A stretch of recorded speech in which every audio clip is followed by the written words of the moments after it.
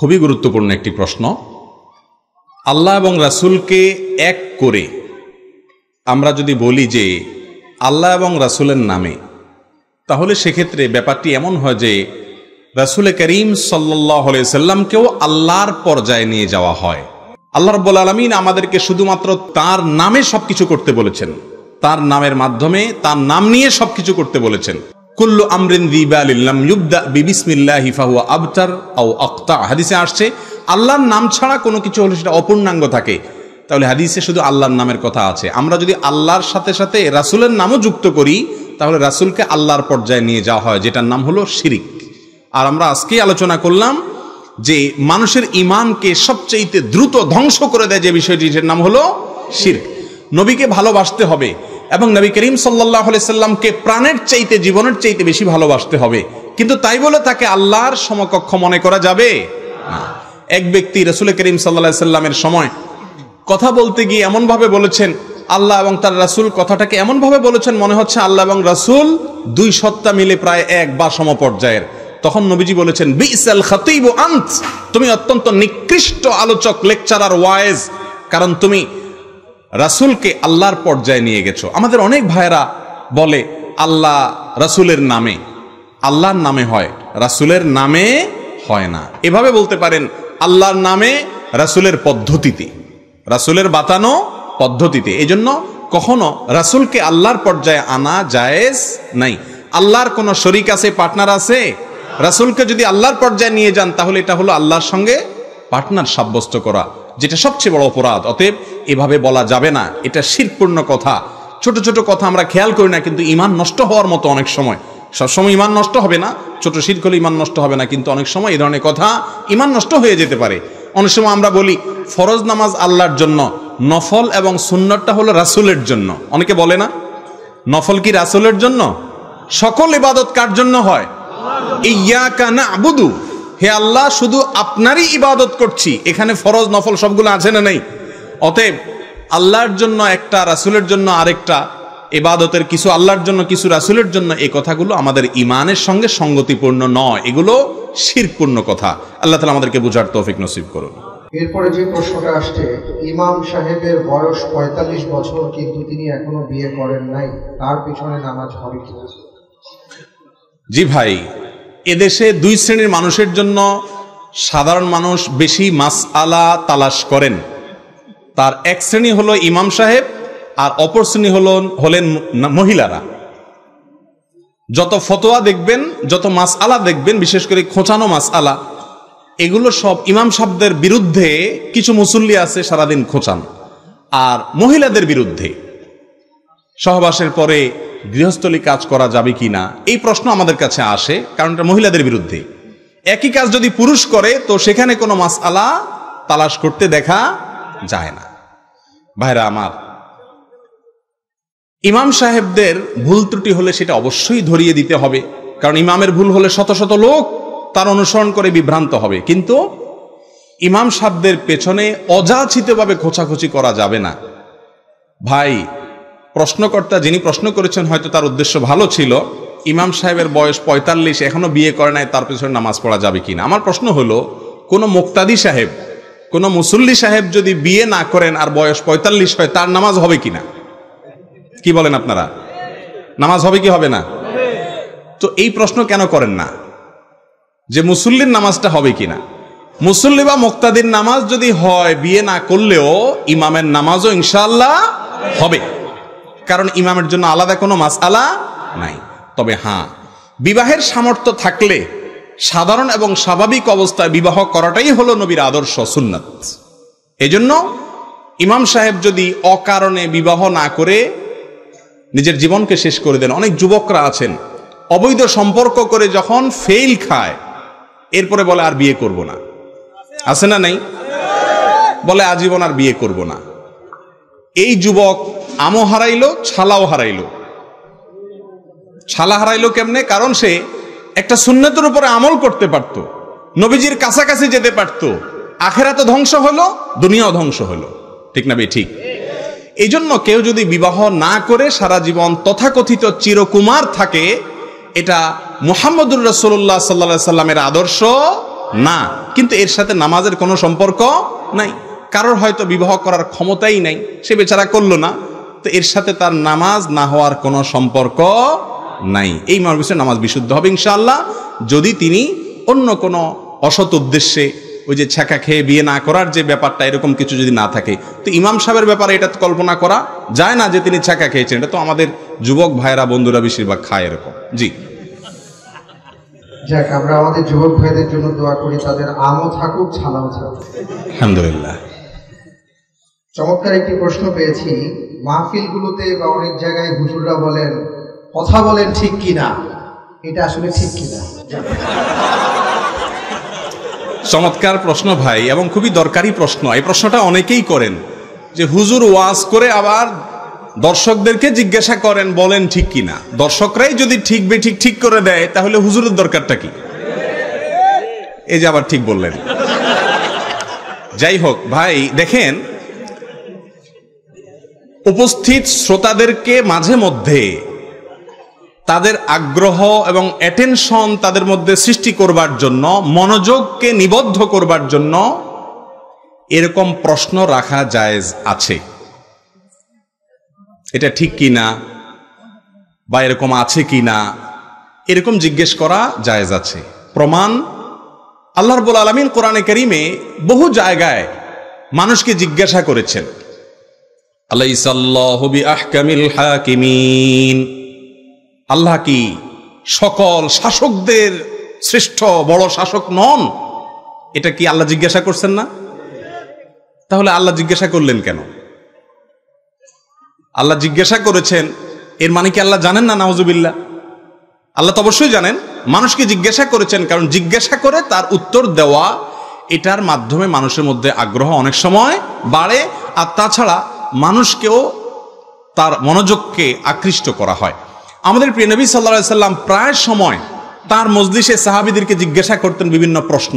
তখন সাহাবীরা বলতেন আল্লাহু ওয়া রাসূলুহু আ'লাম, না জানা থাকলে বলতেন এ বিষয়ে আল্লাহ এবং তার রাসূল ভালো জানেন। তাহলে এই যে নবীজি প্রশ্ন করে সাহাবীদের আগ্রহ তৈরি করতেন, এরপরে বলতেন অতএব ঠিক কিনা, আছে কিনা, এটার উত্তর কি, এ ধরনের প্রশ্ন শ্রোতাদের কাছে রাখা এটা কোনো অন্যায় বা ভুল কিছু না। জি, চেয়ারে বসে নামাজ পড়লে নামাজ হবে?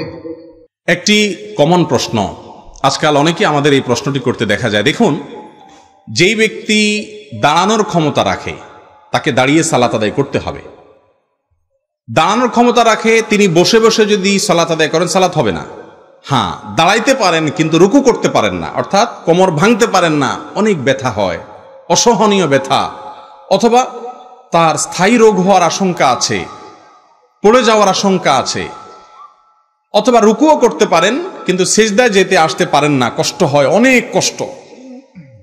তাহলে সেক্ষেত্রে সেই ব্যক্তি দাঁড়াতে পারলে দাঁড়াবেন, রুকুর সময় সে ইয়াতে বসে চেয়ারে বসে ইশারায় রুকু করে সালাত আদায় করতে পারবেন। আর যদি রুকুও করতে পারেন স্বাভাবিকভাবে, তাহলে দাঁড়াইতেও হবে, রুকুও করতে হবে, সেজদা যাওয়ার সময় চেয়ারে বসে ইশারায় সেজদা করলে সালাত আদায় হবে। একচেটিয়া চেয়ারে বসে নামাজ হবে না, এই ফতোয়াও সঠিক না। আবার একটু কোমর ব্যথা হইলেই চেয়ারে বসে নামাজ শুরু করে দেওয়া, সেটাও সঠিক না। আজকাল মসজিদগুলোতে যে পরিমাণ চেয়ার পাওয়া যায়, মসজিদকে এখন বাইতুল কুরসি মনে হয়। বাইতুল কুরসি মানে বুঝেন তো, চেয়ারের ঘর মনে হয়, যে কোনো চেয়ারের শোরুম টুম, এক প্রান্ত ধরে শুধু প্লাস্টিকের চেয়ার আর চেয়ার, মানে চেয়ারের দোকানে আসছে কিনা সন্দেহ দেখা দেয়। 10 বছর 20 বছর আগেও তো এত কোমর ব্যথার রোগী দেশে ছিল না, কিন্তু এখন কোত্থেকে তো আসছে। সারা দুনিয়া দাবড়ায় বেড়ায়, লাফায় লাফায় হাঁটতে হাঁটতে মসজিদে আসছে, মসজিদে এসে ধপাস করে বসে চেয়ারে নামাজ পড়তেছে। একটু কোমর ব্যথা হয়েছে, বলে যে শরীরটা খারাপ, চেয়ারে বসে নামাজ পড়া শুরু করছে। এই ফ্যাশন করে সালাত আদায় করলে সেই সালাত হবে না। হ্যাঁ, আপনি রুকু করতে পারেন না, সিজদা করতে পারেন না, অসহনীয় ব্যথা যন্ত্রণা, অথবা এরকম যদি আপনি করতে থাকেন, একজন দিনদার এবং অভিজ্ঞ ডাক্তার, দুই যোগ্যতা থাকতে হবে ডাক্তারের মধ্যে। যে ডাক্তার নামাজ কালামের গুরুত্ব বুঝেন এবং ডাক্তারও ভালো, তিনি যদি বলেন যে না, আপনি এভাবে নিয়মিত রুকু সিজদা করলে আপনার স্থায়ী রোগ হতে পারে, তখন আপনি বসে রুকু সিজদা করতে পারবেন। যে ব্যক্তি দাঁড়ানোরও ক্ষমতা রাখে না, তিনি বসে বসে হাত বেঁধে সালাত আদায় করতে পারবেন। ফাত্তাকুল্লাহ মাস্তাতা'তুম, আল্লাহ বলেছেন তোমাদের যতটুকু সাধ্যে কুলায় ততটুকু আল্লাহকে ভয় করো। অতএব আপনার সাধ্য যেখানে শেষ হয়ে যাবে তারপরে বিকল্প আপনি নিতে পারবেন ইনশাআল্লাহ। আলহামদুলিল্লাহ। পরের প্রশ্নটি হচ্ছে যে ব্যভিচার যারা করে তাদের কি বিচার হবে? জি ভাই, ব্যভিচার মানে জেনা, যারা জেনা করে তাদের বিচার হবে কিনা? অবশ্যই বিচার হবে। জেনা এমন একটি অপরাধ যে অপরাধের সাজা আল্লাহ তাআলা দুনিয়াতে রেখেছেন। অবিবাহিত যদি হয় তাদের শাস্তি বেত্রাঘাত, বিবাহিত হলে তাদের শাস্তি মৃত্যুদণ্ড, রজম। কোরআনে কারিমে সুস্পষ্টভাবে আল্লাহ রাব্বুল আলামিন জেনার শাস্তি সম্পর্কে আলোকপাত করেছেন। আর আখিরাতে যদি কেউ জেনার শাস্তি করে তওবা ছাড়া, গুনাহ আল্লাহর কাছ থেকে মাপ নেওয়া ছাড়া যায়, তাহলে সেক্ষেত্রে তার শাস্তি কি হবে? প্রিয় নবী সাল্লাল্লাহু আলাইহি সাল্লাম মেরাজে সেটি দেখে এসেছেন। অত্যন্ত ভয়াবহ শাস্তির কথা বলা হয়েছে। জাহান্নামের আগুনে তাদের শাস্তি দেওয়া হবে, বিভিন্নভাবে শাস্তি দেওয়া হবে। এই জন্য বিশেষ করে আমার যুবক ভাইয়েরা, যুবতী বোনরা যারা শুনছেন, এমন একটা সময় আমরা পার করছি, যুবক ভাইদের যৌবনে কোনো কালিমা লাগে নাই এমন যুবক পাওয়া বড় কঠিন হয়ে গেছে। ভাইরা আমার, বৃদ্ধ বয়সে সিজদায় যাবেন, রুকুতে যাবেন, তাসবিহ তেলাওয়াত করবেন, আপনার চোখের সামনে ভাসবে আপনার যৌবনকালের সে সমস্ত ভ্রষ্টতা, নষ্টতা, নোংরামি, অসভ্যতা, অশ্লীলতা আর জেনা ব্যভিচারের দৃশ্যগুলো। ঠিক না ঠিক? আপনি সিজদায় যাবেন, আপনার চোখের সামনে ভাসবে আপনার সেই ফেলে আসা দিনগুলোর অসভ্যতা এবং নোংরামিগুলো। অপরাধের অদৃশ্য দাহন আপনাকে জ্বালাতে থাকবে। যৌবনকাল ওয়ান টাইম চলে যাবে একভাবে। ভাইরা আমার, যদি এটাকে পবিত্র রাখতে পারেন, সংগ্রাম করতে পারেন শয়তানের বিরুদ্ধে, নিজের বিরুদ্ধে, ইনশাআল্লাহ বিইذনিল্লাহ আপনার এই যৌবনকালকে সারা জীবন আপনি এনজয় করে যাবেন, ইবাদতে মজা পাবেন। আল্লাহ তাআলা আমাদের সবাইকে জেনার যে সায়লাব চলছে, যে আহ্বান চতুর্দিক থেকে জেনার হাতছানি চলছে, সেখান থেকে আমাদের যুবক ভাই বোনদেরকে আল্লাহ তাআলা হেফাজত করুন। এর শাস্তি অত্যন্ত ভয়াবহ। জি, আলহামদুলিল্লাহ। এরপরে আরেকটা প্রশ্ন আমরা দেখতে পাচ্ছি, যেটা আমাদের সমাজে অনেককে বলতে শোনা যায় যে স্বামী যখন চলবেন তার স্ত্রী কি ডান পাশে হাঁটবেন বা বাম পাশে রাখবেন, কোন পাশে তারা থাকবেন, এই সম্পর্কে জানতে চাওয়া হয়েছে। হাদিসের মধ্যে কিছু আসছে। এই যে একটু আগে বলছিলাম না, দুই শ্রেণী মানুষের বিরুদ্ধে সবচেয়ে বেশি মাসআলা চাওয়া হয়, তার প্রমাণ দেখছেন? আমি মাসআলার উত্তর দেই, আমি জানি। এক হলো ইমাম সাহেবদের বিরুদ্ধে, ইমাম সাহেব বাঁকা হাঁটলে তার পিছনে নামাজ পড়া যাবে কিনা, ইমাম সাহেব যদি পান খায় তার পিছনে নামাজ পড়া যাবে কিনা, ইমাম সাহেবের যদি টুপি বাঁকা থাকে তার পিছনে নামাজ পড়া যাবে কিনা, ইমাম সাহেবের যদি চাদরটা ছেঁড়া থাকে নামাজ পড়া যাবে কিনা, কত যে মাসআলা শুধু ইমাম সাহেবদের বিরুদ্ধে আর মহিলাদের বিরুদ্ধে। এই যে দেখেন প্রশ্নের স্টাইল দেখেন, স্বামীর ডান পাশে থাকতে হবে কিনা, কেন স্ত্রীর বাম পাশে স্বামী থাকতে হবে কিনা, এই কথা কেন বলছেন না? মাসালাটা কেন মহিলাদের উপরে ঘুরাচ্ছেন শুধু? যাই হোক ভাই, এটি কুসংস্কার। আমাদের দেশে অনেকে মনে করেন যে রাস্তায় চলতে হলে স্ত্রী স্বামীর ডানে, স্ত্রী তার স্বামীর ডান পাশে থাকতে হবে। অনেকে মনে করে বিছানায় যখন তারা ঘুমোতে যাবেন তখনও বিশেষ কোনো এক পাশে থাকতে হবে, স্বামীর ডানে বা বামে। এরকম কোনো কথা কোরআন হাদিসে নাই, এগুলা ভুয়া কথাবার্তা। এমনকি আরো নানা রকমের কথা প্রচলিত আছে এই ডানে বামে নিয়ে। হ্যাঁ, সালাত যদি স্বামী স্ত্রী একসাথে আদায় করেন তাহলে স্বামী সামনে দাঁড়াবেন, স্ত্রী পেছনে দাঁড়াবেন, এখানে ডান আর বাম নাই। কথা কি বুঝাতে পারছি? এছাড়া কোনো জায়গায় স্বামীর ডানে থাকতে হবে বামে থাকতে হবে এমন কোনো কথা কোরআন হাদিসে, ডানে বামে সামনে পিছে সব জায়গায় থাকতে পারবে স্ত্রী। এত বেশি স্বাধীনতা আল্লাহ তাআলা দিয়েছেন স্ত্রীকে, যেমন পুরুষকে দিয়েছেন। অতএব ধর্মের নামে এ সমস্ত কথা বলে ধর্মের অবমাননা এবং অপমান কেউ করবেন না। জি, পরের প্রশ্ন আসছে যে কারিগরি শিক্ষা নিতে গিয়ে যদি ছেলে মেয়ে একসাথে ক্লাস করে বা পড়ে, সেটা জায়েজ হবে কিনা, অর্থাৎ সহশিক্ষার ব্যাপারটা এখানে আসছে।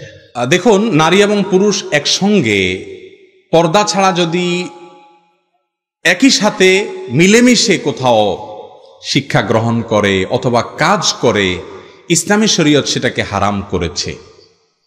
কেন হারাম করেছে? কারণ নারী এবং পুরুষ একসাথে মিশে একাকার হয়ে গেলে সমাজ অনাচারে পরিপূর্ণ হয়ে যাবে। ঠিক না ঠিক? সমাজ অস্থিতিশীল হয়ে যাবে, সমাজ নষ্ট হয়ে যাবে, পরিবারগুলো ভেঙে যাবে, স্বামী স্ত্রীর মধ্যে কমিটমেন্ট থাকবে না, সন্তানের সাথে মা বাবার কমিটমেন্ট, শ্রদ্ধা এবং স্নেহের যে সম্পর্ক সেটা থাকবে না। এর সবচেয়ে জ্বলন্ত প্রমাণ হলো সেই সমস্ত দেশগুলো যারা অবাধ মিলামেশার সুযোগ করে দিয়েছে, তাদের দেশে পারিবারিক বন্ধনগুলো কি পরিমাণ ঠুনকো, বরং ধ্বংস হয়ে গেছে আমরা কে না জানি বলেন। সে সমস্ত দেশে প্রত্যেক স্বামীর বা বেশিরভাগ স্বামীরই গার্লফ্রেন্ড আছে, আবার স্ত্রীর বয়ফ্রেন্ড আছে। মা বাবাদের ঠিকানা বাসা বাড়ি না হয়ে বৃদ্ধাশ্রম হচ্ছে, ঠিক না বে ঠিক? 7-8 উঠলেই ছেলেরা মেয়েরা বাবা মাকে ছেড়ে আলাদা বাসা বাড়ি নিয়ে থাকার তাদের মধ্যে রেওয়াজ প্রচলন দেখা যায়। অতএব নারী এবং পুরুষের অবাধ মেলামেশা এটা সমাজকে ধ্বংস করবে, মানব সভ্যতাকে ধ্বংস করবে। মানুষের সৃষ্টিকর্তা জানেন কিসে অকল্যাণ, সেই জন্য বিধান দিয়েছেন। এই জন্য রাসূল করিম সাল্লাল্লাহু আলাইহি সাল্লাম বলেছেন, খায়রু সুফুফুর রিজালি আউয়ালুহা ওয়া খায়রু সুফুফুন নিসাই আখিরুহা। নামাজের মধ্যেও যদি নারী এবং পুরুষ একত্র হয়, তাহলে পুরুষরা আলাদা পৃথকভাবে সামনে সফ করবেন, কাতারে দাঁড়াবেন, আর মেয়েরা পৃথকভাবে আলাদা সফ করে কাতার করে দাঁড়াবেন। একসাথে দাঁড়ানোর কোনো সুযোগ নাই। আমাদের দেশে একটা গ্রুপ আছে হিজবুত তাওহীদ নাম, এদের দেখবেন যে বিভিন্ন সভা সমাবেশে মহিলাদেরকে সামনে বসায়, লেডিস ফার্স্ট, ঠিক না বে ঠিক? ভাই, কাজের ক্ষেত্রে সেবার ক্ষেত্রে অবশ্যই লেডিস ফার্স্ট, কিন্তু সব জায়গাতে লেডিস ফার্স্ট অথবা লেডিসে আপনি আপনার মধ্যে জগা খিচুড়ি করে যদি মিশায় নেন, তাহলে সমাজে অশান্তি হবে, বিশৃঙ্খলা হবে, জেনা ব্যভিচার বাড়বে এবং সম্পর্কগুলো নষ্ট হবে, ঠিক না বে ঠিক? এই জন্য রাসূল করিম সাল্লাল্লাহু আলাইহি সাল্লাম বলছেন, পুরুষদের সামনের কাতার ভালো, নারীদের পেছনের কাতার ভালো। আর হিজবুত তাওহীদ বলছে নারীদের সামনের কাতার ভালো, পুরুষদের পেছনের তাওহীদ ভালো। হিজবুত তাওহীদ সত্যবাদী না আমার রাসূল সত্যবাদী? কোনো সন্দেহ করার সুযোগ আছে? তাহলে বোঝা গেল এগুলো হিজবুত তাওহীদ না হিজবুত শয়তান। আল্লাহ তাআলা এদের কুচক্রান্ত থেকে, এদের চক্রান্ত থেকে, ষড়যন্ত্র থেকে এদেশের মানুষের ঈমান আমলকে আল্লাহ তাআলা হেফাজত করুন। জি মুহতারাম, পরের প্রশ্নটি হচ্ছে, স্বপ্নদোষ হলে রোজা ভেঙে যাবে কিনা? না ভাই, স্বপ্নদোষ হলে রোজা ভাঙবে না। যদি রমজান মাসে বা আপনি রোজা রাখার পর দিনের বেলায় স্বপ্নদোষ হয়, স্বপ্নদোষ হলে গোসল ফরজ হবে, কিন্তু রোজা ভাঙবে না ইনশাআল্লাহ। জি, মুরগির ড্রেসিং করার ব্যাপারে একটু বলবেন। অনেকে বলেন যে ড্রেসিং করা মুরগি নাকি হারাম। খুবই গুরুত্বপূর্ণ একটি প্রশ্ন। এদেশের অনেক ওলামা একরাম এই মাসআলাটি বলেন, অর্থাৎ তাদের মত হলো যে মুরগিকে যদি ড্রেসিং করা হয়, গরম পানিতে চুবিয়ে এরপরে যে মেশিনের মাধ্যমে যদি তার পরগুলো আলাদা করা হয়, তাহলে সেক্ষেত্রে সে মুরগি খেতে অনেক আলেমরা নিষেধ করেন। এই প্রশ্নের উত্তরে ডক্টর খন্দকার আব্দুল্লাহ জাহাঙ্গীর রাহিমাহুল্লাহ বলেছেন যে ওলামা একরাম যে যুক্তিতে নিষেধ করেন সেটা হলো, ওনারা মনে করেন যে মুরগির পেটের ভেতরে নাড়ি ভুঁড়ি যদি থাকে, পায়খানা মলমূত্র আছে, এই অবস্থা যদি গরম পানিতে চুবানো হয়, তাহলে ওই গরম পানিতে ওই মলমূত্র সবগুলো সিদ্ধ হয়ে গলে গোশতের সাথে মিশে যেতে পারে, নাপাক হয়ে যেতে পারে গোশতটা। সেজন্য আলেমরা নিষেধ করেন। কিন্তু আব্দুল্লাহ জাহাঙ্গীর রাহিমাহুল্লাহ বলেছেন যে মাত্র কয়েক সেকেন্ডের জন্য চুবানো হয়, সামান্য সময়ের জন্য চুবানো হয়। এত অল্প সময়ে আসলে ওই মুরগির ভেতরকার ময়লা গোশতের ভেতরে প্রবেশ করে না। করে না যে তার প্রমাণ কি? তার প্রমাণ হলো গোশতের মধ্যে কোনো মলমূত্রের গন্ধ আসে না, কোনো বর্ণও আসে না, কোনো আলামতও আসে না। অতএব এটি জায়েজ হবে ইনশাআল্লাহ, সেটাই হলো বেশিরভাগ মনে হয়। তবে নিরাপদ হলো ড্রেসিং করার আগে পেটের নাড়িবুড়ি ফেলে দিয়ে এরপরে গরম পানিতে ড্রেসিং করা। দোকানদার ভাইরাও যদি এভাবে করেন, তাহলে মানুষ সন্দেহের ঊর্ধ্বে উঠে যেতে পারেন। জি, অনেক সুন্দর একটি প্রশ্ন পেয়েছে মোহতারাম। সব মানুষেরই পাপ থাকে, তবে কোন রকম শাস্তি ছাড়া জান্নাতে যাওয়ার উপায় নেই। মাশাআল্লাহ, খুব চমৎকার একটা প্রশ্ন। পাপ তো সবারই আছে, তো পাপ থাকার পরেও সোজা জান্নাতে চলে যাওয়ার উপায় কি? এটার উপায় হলো অটো পাস। এই যে করোনা ভাইরাসের কারণে স্কুলে ছেলেদেরকে, মেয়েদেরকে, আমাদের শিক্ষার্থীদেরকে অটো পাস করে দেওয়া হয়েছে না? তো আল্লাহ যদি এরকম অটো পাস টাস করে দেয়, তাহলে একটা সুযোগ পাওয়া যেতে পারে। কিন্তু ভাইরা আমার, আল্লাহর কাছ থেকে অটো পাসের জন্য মৌলিকভাবে দুটি শর্ত। এক, শিরক মুক্ত ঈমান থাকতে হবে। যদি ঈমানের মধ্যে শিরক থাকে, তাহলে সেক্ষেত্রে কোনো অবস্থাতে অটো পাসের কোনো সুযোগ নাই। আল্লাহ রাব্বুল আলামিনের কাছে অটো পাস পেতে হলে যেই কাজটি করতে হবে তা হলো শিরিক মুক্ত থাকতে হবে। শিরক করে যদি কেউ মারা যায়, আল্লাহ তাআলা আগাম ঘোষণা দিয়েছেন সে অটো পাসটা হবে না, সে সোজা কোথায় যাবে? জাহান্নামে যাবে। ইন্নাল্লাহা লা ইয়াগফিরু আন ইউশরাকা বিহি, আল্লাহর সঙ্গে শিরক করে মারা গেলে, তওবা ছাড়া মারা গেলে তাকে আল্লাহ তাআলা মাফ করবেন না। মুসনাদ আহমদে বর্ণিত হাদিসে নবী সাল্লাল্লাহু আলাইহি ওয়াসাল্লাম বলেছেন, আদ-দাওয়াবিনু ইনদাল্লাহি সালাসা, আল্লাহর কাছে 3 ধরনের মামলা উঠবে। তার ভিতরে এক ধরনের মামলা হলো শিরক সংশ্লিষ্ট মামলা, এটা জামিনের অযোগ্য, ক্ষমার অযোগ্য, সরাসরি জাহান্নাম। এজন্য শিরক থেকে বেঁচে থাকার জন্য চেষ্টা করতে হবে। এক। দ্বিতীয় হলো বান্দার হক নষ্ট করা যাবে না। ওই যে আজকে 4টা পয়েন্ট বলেছি, 2টা পয়েন্ট এর মধ্যে চলে আসছে। দেখেন, বান্দার হক নষ্ট করা যাবে না। মানুষের অধিকার যদি নষ্ট করেন, কিয়ামতের দিন আল্লাহ নিজেও বলবেন যে এই মামলা আমি নিষ্পত্তি করব না। যার অধিকার নষ্ট করেছো তার কাছে এই মামলার ইখতিয়ার, তিনি চাইলে মাফ করবেন। আর কিয়ামতে কেউ কাউকে মাফ করবে না, নিজের বাবাও ছেলে মেয়েকে মাফ করবে না। ইয়াউমা ইয়াফিরুল মারউ মিন আখিহি ওয়া উম্মিহি ওয়া আবিহি। এজন্য ভাইরা আমার, যদি গুনাহ করেও সোজা জান্নাতে যেতে চান, 1 শিরক থেকে বেঁচে থাকবেন, 2 মানুষের হক নষ্ট করবেন না, আর 3 সর্বক্ষণ তওবাকে নবায়ন করবেন। কিছুক্ষণ পর পর বা প্রতিদিনই আল্লাহর কাছে লজ্জিত হয়ে মাপ চাইবেন এবং চেষ্টা করবেন গুনাহ ছাড়ার। এই কসরত যদি করতে করতে থাকেন, ইনশাআল্লাহ আশা করা যায় পাপের পরেও আল্লাহ তাআলা মাফ করে জান্নাত দিবেন। এবারে প্রশ্নটি হলো যে বিধর্মীর ঘরে সেহরি খেয়ে রোজা রাখলে রোজা হবে কিনা? বিধর্মীর ঘরের সাহরি খেয়ে রোজা রাখলে রোজা হবে কিনা? ভাই, রোজা হয়ে যাবে, কোনো অসুবিধা নাই। আপনি কোথায় খাচ্ছেন এটার কোনো গুরুত্ব নাই, আপনি কি খাচ্ছেন সেটার গুরুত্ব। ইমাম সাহেবের বাসায় বসে যদি শুকরের গোশত খান, সেটা কি হালাল হবে? অতএব কার বাসায় খাচ্ছেন, মুসলমান না অমুসলমান, ভালো মানুষ না খারাপ মানুষ, এগুলো দেখার বিষয় না। দেখার বিষয় হলো কি খাচ্ছেন। আমাদের দেশে দেখা যায় অনেকে প্রশ্ন করে যে হিন্দুর দোকানে খাওয়া যাবে কিনা। ওই একই লোক হারাম খাইতেছে সারাদিন, ওখানে জিজ্ঞাসা করে না যে হারাম খাওয়া যাবে কিনা। ঠিক না বে ঠিক? ভাইরা আমার, হিন্দুর দোকানে বা অন্য ধর্মের মানুষের দোকানে বা তার বাসায় খেলে কোনো অসুবিধা নাই, জায়েজ আছে। রাসূল করিম সাল্লাল্লাহু আলাইহি সাল্লাম নিজে ইহুদিদের বাসায় খাবার খেয়েছেন, তাকে দাওয়াত দেওয়া হয়েছে, এজন্য এটা নাজায়েজ নয়। তবে হ্যাঁ, আপনি কি খাচ্ছেন, হারাম খাচ্ছেন কিনা, এটা হলো মূল বিষয়। জি। আরেকটি গুরুত্বপূর্ণ প্রশ্ন করেছেন একজন ভাই, যে বিশ্বে বিভিন্ন দেশ সহ মুসলিম উম্মার যে বিভক্তি, অবনতি এবং ধ্বংসের কি কি কারণ আপনি মনে করেন? খুবই গুরুত্বপূর্ণ প্রশ্ন। আজ মুসলিমরা পরাজিত না বিজয়ী? বাহ্যিকভাবে আমাদের বুকটা কি খুব টান টান করে আমরা দাঁড়াইতে পারি না, মাথা নিচু অনেকটা? এর কারণ কি? রাসূল করিম সাল্লাল্লাহু আলাইহি সাল্লাম বলেছেন, একটা সময় আসবে যে অমুসলিমরা, আল্লাহর দুশমনরা, অন্য ধর্মের অনুসারীরা বা আল্লাহকে অস্বীকারীরা তোমাদেরকে ধ্বংস করার জন্য একে অন্যকে ডাকাডাকি করবে। তারা ডাকাডাকি করবে কিরকম? কামা তাদা আল আকালাতু ইলা কাসআতিহা, খাদকরা যেরকম খাবার দাবার টেনে হিসড়ে নিজেরা ভাগযোগ করে খায়, তোমাদের এরকম ভাগযোগ করে খাবে। সাহাবা একরাম জিজ্ঞেস করলেন, ইয়া রাসূলুল্লাহ, কারণ কি? আমাদের মুসলমানদের এই পরিণতি কেন হবে? আমাদের সংখ্যা কি কম হয়ে যাবে সেজন্য? নবীজি বলেছেন, না, বাল আনতুম ইয়াউমা ইদিন কাসীর ওয়ালাকিন্নাকুম গুসাউন কাগুসাইস সাইল, তোমরা সেদিন সংখ্যায় অনেক থাকবে, কিন্তু বানের পানির মতো তোমাদের কোনো মূল্য থাকবে না, খড়কুটের মতো ভেসে চলে যাবে, কোনো মূল্য তোমাদের থাকবে না। সাহাবীদের যুগে এক ওমর রাদিয়াল্লাহু তাআলা আনহু, একজন সাধারণ সাহাবীর দিকে তাকানোর ক্ষমতা কোনো অমুসলিমের ছিল না। আর এখন মুসলমান পরিচয় দিতেও অনেকটা কুণ্ঠাবোধ করতে হয় অনেক ক্ষেত্রে। ঠিক না বে ঠিক? এই অবস্থা হবে যে নবীজি আগেই বলে গেছেন। কারণ কি?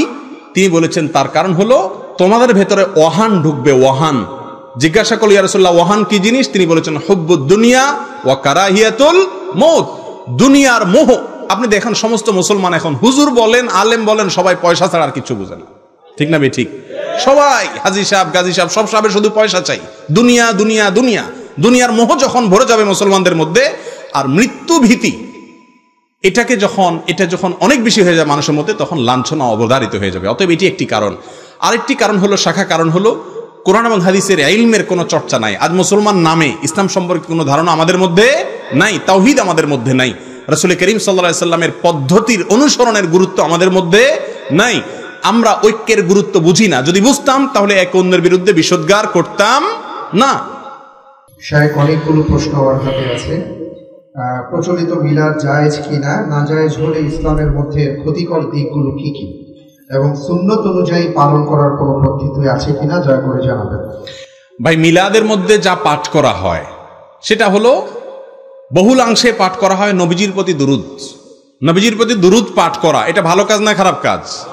শুধু কি ভালো কাজ? রাসূল করিম সাল্লাল্লাহু আলাইহি ওয়াসাল্লাম বলেছেন, মান সাল্লা আলাইয়া মাররাতান সাল্লাল্লাহু আলাইহি আশরা। যে ব্যক্তি আমার প্রতি একবার দুরূদ পাঠ করবে, আমার জন্য দুরূদ পাঠ করা মানে নবীর জন্য দোয়া করা, একবার দোয়া করবে আল্লাহ তাআলা তার প্রতি 10 বার রহমত নাজিল করবেন। এই জন্য দুরূদ পাঠ করা ভালো জিনিস, কিন্তু দুরূদ পাঠের জন্য একত্র হওয়ার নাম হলো মিলাদ। দুরূদ পাঠের জন্য সবাই একত্র হওয়ার নাম কি? মিলাদ। কোরআন এবং হাদিসে দুরূদ পাঠের আমলটাকে ইন্ডিভিজুয়াল আমল হিসাবে রাখা হয়েছে, এটা যার যার আমল, এটার জন্য একত্র হওয়ার কোনো প্রয়োজন। হজ একা একা করার জিনিস না, 5 ওয়াক্ত নামাজ পুরুষরা একা একা পড়ার জিনিস না, এখানে জামাতে পড়তে হয়। কিন্তু দুরূদ এটা পার্সোনাল, ওযু যেরকম যার যারটা করবে, দুরূদটাও যার যারটা সে করবে, এর জন্য একত্র হওয়ার কোনো প্রয়োজন নাই। আপনারা নামাজে যে দুরূদ পড়েন সেটা কি সবাই একসাথে পড়েন না আলাদা আলাদা পড়েন? নাকি ইমাম সাহেবের সাথে সবাই সুর মিলায় পড়ে? যার যারটা শেষে পড়েন না? নামাজের মধ্যে দুরূদ যদি যার যারটা শেষে পড়লে হয়, নামাজের বাইরেও দুরূদ যার যারটা শেষে পড়লে হবে ইনশাআল্লাহ। আর দুরূদের পাশাপাশি মিলাদের মধ্যে দুরূদ পড়তে পড়তে নবীর সম্মানে দাঁড়ায় যাওয়া, এটার নাম হলো কিয়াম। আমি একটা কথা প্রায় বলি, নবীর সম্মানে যদি দুরূদ পড়তে পড়তে দাঁড়ায় যাওয়া লাগে, তাহলে তো আল্লাহর সম্মানে কোরআন পড়তে পড়তে লাফানো উচিত, ঠিক না বেঠিক বলেন? নবীর সম্মানে দুরূদ পড়তে পড়তে যদি দাঁড়ায় যাওয়া লাগে, তাহলে তো কোরআন তেলাওয়াতের সময়, কোরআন আল্লাহর কালাম, ওইটা করার সময় তো ফ্যানে ঝুলে থাকা উচিত। বুঝা গেল এগুলোর সাথে আসলে কোনো সম্মানের সম্পর্ক নাই। অনেক সময় দেখা যায় দাঁড়ায়া, আবার সবাই গোল হইয়া দাঁড়ায়া মাঝখানে একটা চেয়ার বা বালিশ রাখে নবীজি এসে বসার জন্য, ঠিক না বেঠিক? তো নবীজি আসবে কিভাবে? সবাই গোল হইয়া দাঁড়াইছেন, মাঝখানে বালিশ রাখছেন, উনি আসবেনটা কোন দিক দিয়া? সে রাস্তাই তো বন্ধ করে দিছে। বুঝা গেল এগুলো কোনো সঠিক কাজ না। তবে হ্যাঁ, আমাদের যে সমস্ত ভাইরা নবীজির মহব্বতে এই কাজগুলো করছেন, আমরা তাদেরকে ভালোবাসা দিয়ে বোঝাবো এগুলোর কারণে এলাকাতে মারামারি, হানাহানি, গন্ডগোল, ফাসাদ করা জায়েজ নাই। প্রয়োজনে মিলাদ করুক তাও ভালো, কিয়াম করুক তাও ভালো, কিন্তু ঝগড়া করবেন না। জি। প্রেমের বিয়ে জায়েজ কিনা? দেখুন ভাই, প্রেমের বিয়ে জায়েজ কিনা? বিয়ে তো জায়েজ আলহামদুলিল্লাহ, কিন্তু তথাকথিত প্রেম অর্থাৎ বিবাহ বহির্ভূত সম্পর্ক করে তারপরে যদি বিবাহ করে, তাহলে সেক্ষেত্রে বিবাহটা জায়েজ হয়ে যাবে, কিন্তু আগে যে হারাম সম্পর্ক রেখেছে সেটার জন্য আল্লাহর কাছে ক্ষমা চেয়ে যদি ক্ষমা আদায় করতে পারে ভালো, আর না হলে বিবাহের জন্য পুরস্কার পাবে, এরপরে পুরস্কারটা ছিনাই নিয়ে আল্লাহ বলবে আসো এবার গুরুজ নাও। কারণ বিবাহের আগে যে সম্পর্ক করছিল সেটা হালাল না হারাম? হারাম। বিবাহ করছো, সুন্নত আদায় করছো, ক্রেস্ট নাও, এরপরে ক্রেস্টটা বুঝে এবার আসো মুগুর নাও। কথা কি বুঝাতে পারছি?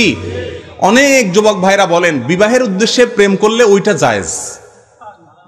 অর্থাৎ আজকাল তো বেশিরভাগ এই এমনি তো প্রেম জিনিসটাই একটা চিটারি, এটা শয়তানের একটা ভুয়া জিনিস। যুবকদের যৌবন বয়সের ভ্রম, নষ্টামি, এগুলো প্রাপ্তবয়স্ক মানুষের প্রেমের কথা বললেও সে হাসবে, কারণ সে জানে এটা যুবক বয়সের একটা পাগলামি। তো শয়তানের অস্ত্র, এই অস্ত্র দিয়ে শয়তান যুবকদেরকে নষ্ট করে। তো যুবকদেরকে শয়তান আবার মাসালা ডেলিভারি করে। মাসালা ডেলিভারি করে এরকম যে বেটা, বেশিরভাগ তথাকথিত অবৈধ প্রেম তো আজকাল সব 2 নম্বরই, এগুলো বিয়ের নিয়তে একটাও করে না, সব বদমাইশের নিয়তেই করে। তুই খালেস নিয়তে বিয়ের নিয়তে করলে তোরটা জায়েজ হবে। এই ফতোয়া শয়তান দেয়। ভাইরা আমার, বিয়ের নিয়তে যদি প্রেম করা জায়েজ হয়, তাহলে কোরবানির নিয়তে গরু চুরি করাও জায়েজ। কথা কি বুঝাইতে পারছি? কোরবানির নিয়তে আরেকজনের গরু চুরি করে আনলে জায়েজ হবে? আপনার উদ্দেশ্য ভালো কিন্তু কাজটা খারাপ, সেটা কি ভালো না খারাপ? অতএব আপনার উদ্দেশ্য বিয়ে ভালো, কিন্তু তথাকথিত প্রেম করতেছেন, কাজটা খারাপ। অতএব উদ্দেশ্য ভালো হয়ে গেলে খারাপ কাজ কি হবে না? ভালো হয়ে যাবে না। জি জি। আরেকটা প্রশ্ন হলো যে তালাক ছাড়া অন্য জনের কাছে বিয়ে জায়েজ কিনা, এবং শালীকে দেখা জায়েজ কিনা? দেখুন ভাই, তালাক ছাড়া অন্য জায়গায় বিয়ে জায়েজ কিনা, যদি স্বামী স্ত্রীর বিচ্ছেদটা চূড়ান্তভাবে হয়ে যায়, তাহলে সেক্ষেত্রে ওই স্বামীর জন্য সেই ব্যক্তির সাথে, সেই মহিলার সাথে আর বিয়ে বসা জায়েজ নাই। এই জন্য তালাকের ক্ষেত্রে সুন্নত পদ্ধতি হলো 1 তালাক দেওয়া। কয় তালাক দেওয়া। আমাদের দেশে যারা দাম্পত্য জীবনে একটু বেশি বেশিরভাগ মানুষই হট মেজাজি। আমি আজ পর্যন্ত এক তালাক দেওয়া মানুষ খুব কম পাইছি খুঁজে। বেশিরভাগ মানুষ তালাক দিলে একসাথে 3টাও দেয় না, বলে 3000 তালাক, 3 লক্ষ তালাক। তোরে তালাক তো 14 গোষ্ঠী তালাক। ভাই, বউরে তালাক দিলে বউর 14 গোষ্ঠীতে এমনি তালাক হয়ে যায়, কিন্তু 14 গোষ্ঠী ধরে তালাক দেয়। ঠিক না বেঠিক? এগুলো মূর্খতা, এগুলো অসভ্যতা, এগুলো বর্বরতা। দাম্পত্য জীবনে যদি সম্পর্ক ছিন্ন করতে হয় সুন্নাত পদ্ধতিতে তালাক দিবেন, সুন্নাত পদ্ধতি তালাক শিখবেন, জানবেন। একদিন তালাক সম্পর্কে ওয়াজ করা দরকার। শুধুমাত্র বিবাহ করার আগে আমি বলি তালাকের মাসালা জেনে নেন, কারণ পরে তালাক দিয়ে এসে বলবেন হুজুর সরি বুঝতে পারি নাই। আপনি ছুরি আমার বুকে ভরে দিয়ে যদি বলেন যে সরি, তাতে কি জোড়া লেগে যাবে? তালাকটা এরকম। নবী সাল্লাল্লাহু আলাইহি ওয়াসাল্লাম বলেছেন সালাসুন জিদ্দুহুন্না জিদ্দুন ওয়া হাজলুহুন্না জিদ্দুন। 3টা বিষয় সিরিয়াসলি না, দুষ্টমি করে করলেও হয়ে যায়। তার মধ্যে একটা হলো তালাক। খবরদার, সাবধান। একটার বেশি তালাক দেওয়া জায়েজ নাই, নিষিদ্ধ, হারাম, বিদআত, তালাকে বিদঈ। একটার বেশি তালাক দেওয়া, এই জন্য দিবেন না। যদি একটা দিছেন, আবার কিছুদিন পরে আরেকটা দিছেন, এরপরে আরেকটা দিছেন, 3 দফায় 3টা দিয়েছেন, ব্যাস সম্পর্ক শেষ, আর কখনো ফিরে আসার সুযোগ নাই। জি। আর শালীর সাথে দেখা দেওয়া জায়েজ আছে কিনা? ভাই, অন্য মহিলার সঙ্গে দেখা দেওয়া, অন্য বেগানা রাস্তায় মহিলার সাথে দেখা দেওয়া জায়েজ না হারাম? সেটা যদি হারাম হয়, শালীর সাথে দেখা দেওয়া ডবল হারাম।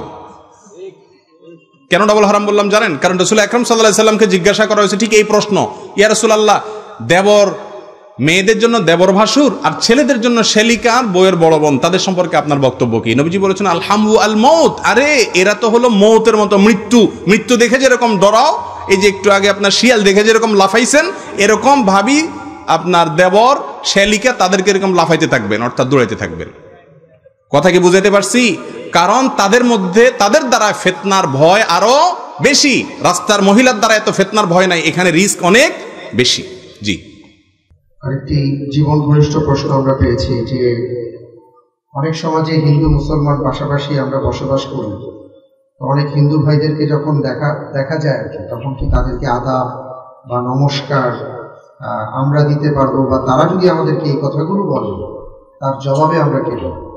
অমুসলিম ভাইদের সাথে দেখা সাক্ষাৎ হলে তাদের প্রতি আমরা স্বাভাবিক যে সৌহার্দ্য প্রকাশ হয়, স্বাভাবিক যে সম্প্রীতি প্রকাশ হয়, সেগুলো আমরা তাদের সাথে আমরা বিনিময় করব। যেমন আপনার সুপ্রভাত, good morning, good evening, welcome, ইংরেজিতে বাংলাতে যা মনে চায় বলেন, সমস্যা নেই। কিন্তু আপনার ধর্মীয় অভিবাদন সালাম এটা তাদেরকে দিবেন না। এমনকি তাদের ধর্মীয় অভিবাদনও তাদেরকে দিবেন, কারণ ধর্মটা যার যার, তার তার, নাকি সবার? আজকাল তো কথা উঠছে বলে ধর্ম যার যার, এই উৎসব, এ মজার, এগুলা সব সবার। আমরা সবাই খুব সুবিধাবাদী মুসলমান, বুঝেন নাই কথা? মজার ক্ষেত্রে আমরা সব একাকার হয়ে যেতে চাই, এগুলো জায়েজ না, এগুলো ভুল কথা, শয়তানি কথা এগুলো। ধর্ম যার যার, উৎসবও তার তার, ধর্ম যার যার, কৃষ্টি কালচারও তার তার। অতএব তার ধর্মের কৃষ্টি কালচার তিনি তার ধর্মে চর্চা করবেন, আপনারটা আপনার ধর্মে চর্চা করবেন। তাদেরকে এমনি স্বাভাবিকভাবে অবশ্যই তাদের প্রতি সৌজন্যতা বজায় রাখবেন। আল্লাহ তাআলা কোরআনে কারীমে সূরা হুজুরাতে বলেছেন, লা ইয়ানহাকুমুল্লাহু আনিল্লাযীনা লাম ইউকাতিলুকুম ফিদ-দীনি ওয়া লাম ইউখরিজুকুম মিন দিয়ারিকুম আন তাবাররুহুম ওয়া তুকসিতু ইলাইহিম ইন্নাল্লাহা ইউহিব্বুল মুকসিতিন। অমুসলিমরা যদি তোমাদের প্রতি জুলুম না করে, তোমাদের সাথে সহাবস্থান করে, তাদের সাথে সুন্দর আচরণ করতে আল্লাহ নিষেধ তো করেনই না, বরং সদাচরণ করলে বা ন্যায়নিষ্ঠ আচরণ করলে আল্লাহ তাআলা তাদেরকে আরো বেশি ভালোবাসেন। জি। ঈমান বাড়ানোর পদ্ধতি, ঈমান বৃদ্ধি হওয়ার পদ্ধতি কি? ঈমান বৃদ্ধি হওয়ার সবচেয়ে সহজ এবং সঠিক এবং সরাসরি পদ্ধতি হলো আল্লাহর কালাম অর্থ সহকারে বুঝে তেলাওয়াত করা, ব্যাখ্যা সহকারে জানা। এটা হলো ঈমান বৃদ্ধি হওয়ার সবচাইতে সরল পদ্ধতি। আল্লাহ তাআলা কোরআনে কারীমে বলেছেন, ওয়া ইযা তুলিয়াত আলাইহিম আয়াতুনা যাদাতহুম ঈমানা। যখন আল্লাহর আয়াতকে তেলাওয়াত করা হয় তখন মানুষের ঈমান বাড়ে। এজন্য কোরআনের আয়াত তেলাওয়াত করবেন, অর্থ সহকারে বুঝবেন, আল্লাহর কথা জানবেন। যত বেশি জানবেন তত বেশি ঈমান বৃদ্ধি হবে। কোরআন অর্থ সহকারে বুঝেন এমন কোন মানুষ এখানে আছেন? থাকলে একটা হাত তোলেন তো। বুঝে পড়েন কোরআন অর্থ সহকারে, বাংলা কোরআন, কোন আলেমের তত্ত্বাবধানে থেকে দেখেন কয়টা হাত উঠছে, সুবহানাল্লাহ। আচ্ছা হাত নামান। এমনি বুঝা ছাড়া কোরআন তেলাওয়াত করেন এরকম মানুষ যারা আছেন হাত তোলেন। এবার প্রায় 100% হাত উঠবে, ঠিক না বে ঠিক? কোরআন কি শুধুমাত্র মন্ত্রের মতো পড়ার জন্য আসছে ভাইরা আমার? আল্লাহ কোরআন দিয়েছেন আমাদের পথ দেখার জন্য, আর পথ কোরআন থেকে পেতে হলে বুঝতে হবে না? এজন্য বোঝার চেষ্টা করবেন। আল্লাহ তাআলা আমাদের সবাইকে তৌফিক নসিব করুন। সালাত আদায়ের সময় আমরা যে সূরা তিলাওয়াত করি সেটা মনে মনে পড়ি, সেই সময় যদি শ্বাস নিতে হয় ওই সময় কি মনে মনে পড়া যাবে? শ্বাস নিতে হলে মনে মনে পড়া যাবে না। প্রশ্নটা হলো এরকম যে সূরা পড়তে পড়তে আমি এক জায়গায় শ্বাস নিলাম, তো শ্বাস নেওয়ার সময়টা আর নষ্ট করে লাভ কি, ওই টাইমে মনে মনে পড়লাম আর কি। আমরা তো আসলে খুব সময়ের হেফাজত করা মানুষ, তাই না? এই যুগে আমরা প্রতিটা সেকেন্ডকে হিসাব করি, ফেসবুকে প্রতিটা স্ক্রলে প্রতিটা টানে সওয়াব হয়, নেকি হয়। অতএব এইরকম একটা প্রজন্ম যে সারাদিন স্ক্রল করতে থাকে সওয়াবের উদ্দেশ্যে, তারা নামাজের মধ্যে নিঃশ্বাস নিতে হয় ওই টাইমটা তেলাওয়াত না করে থাকতে পারে না, মনে মনে তেলাওয়াত করে। সুবহানাল্লাহ।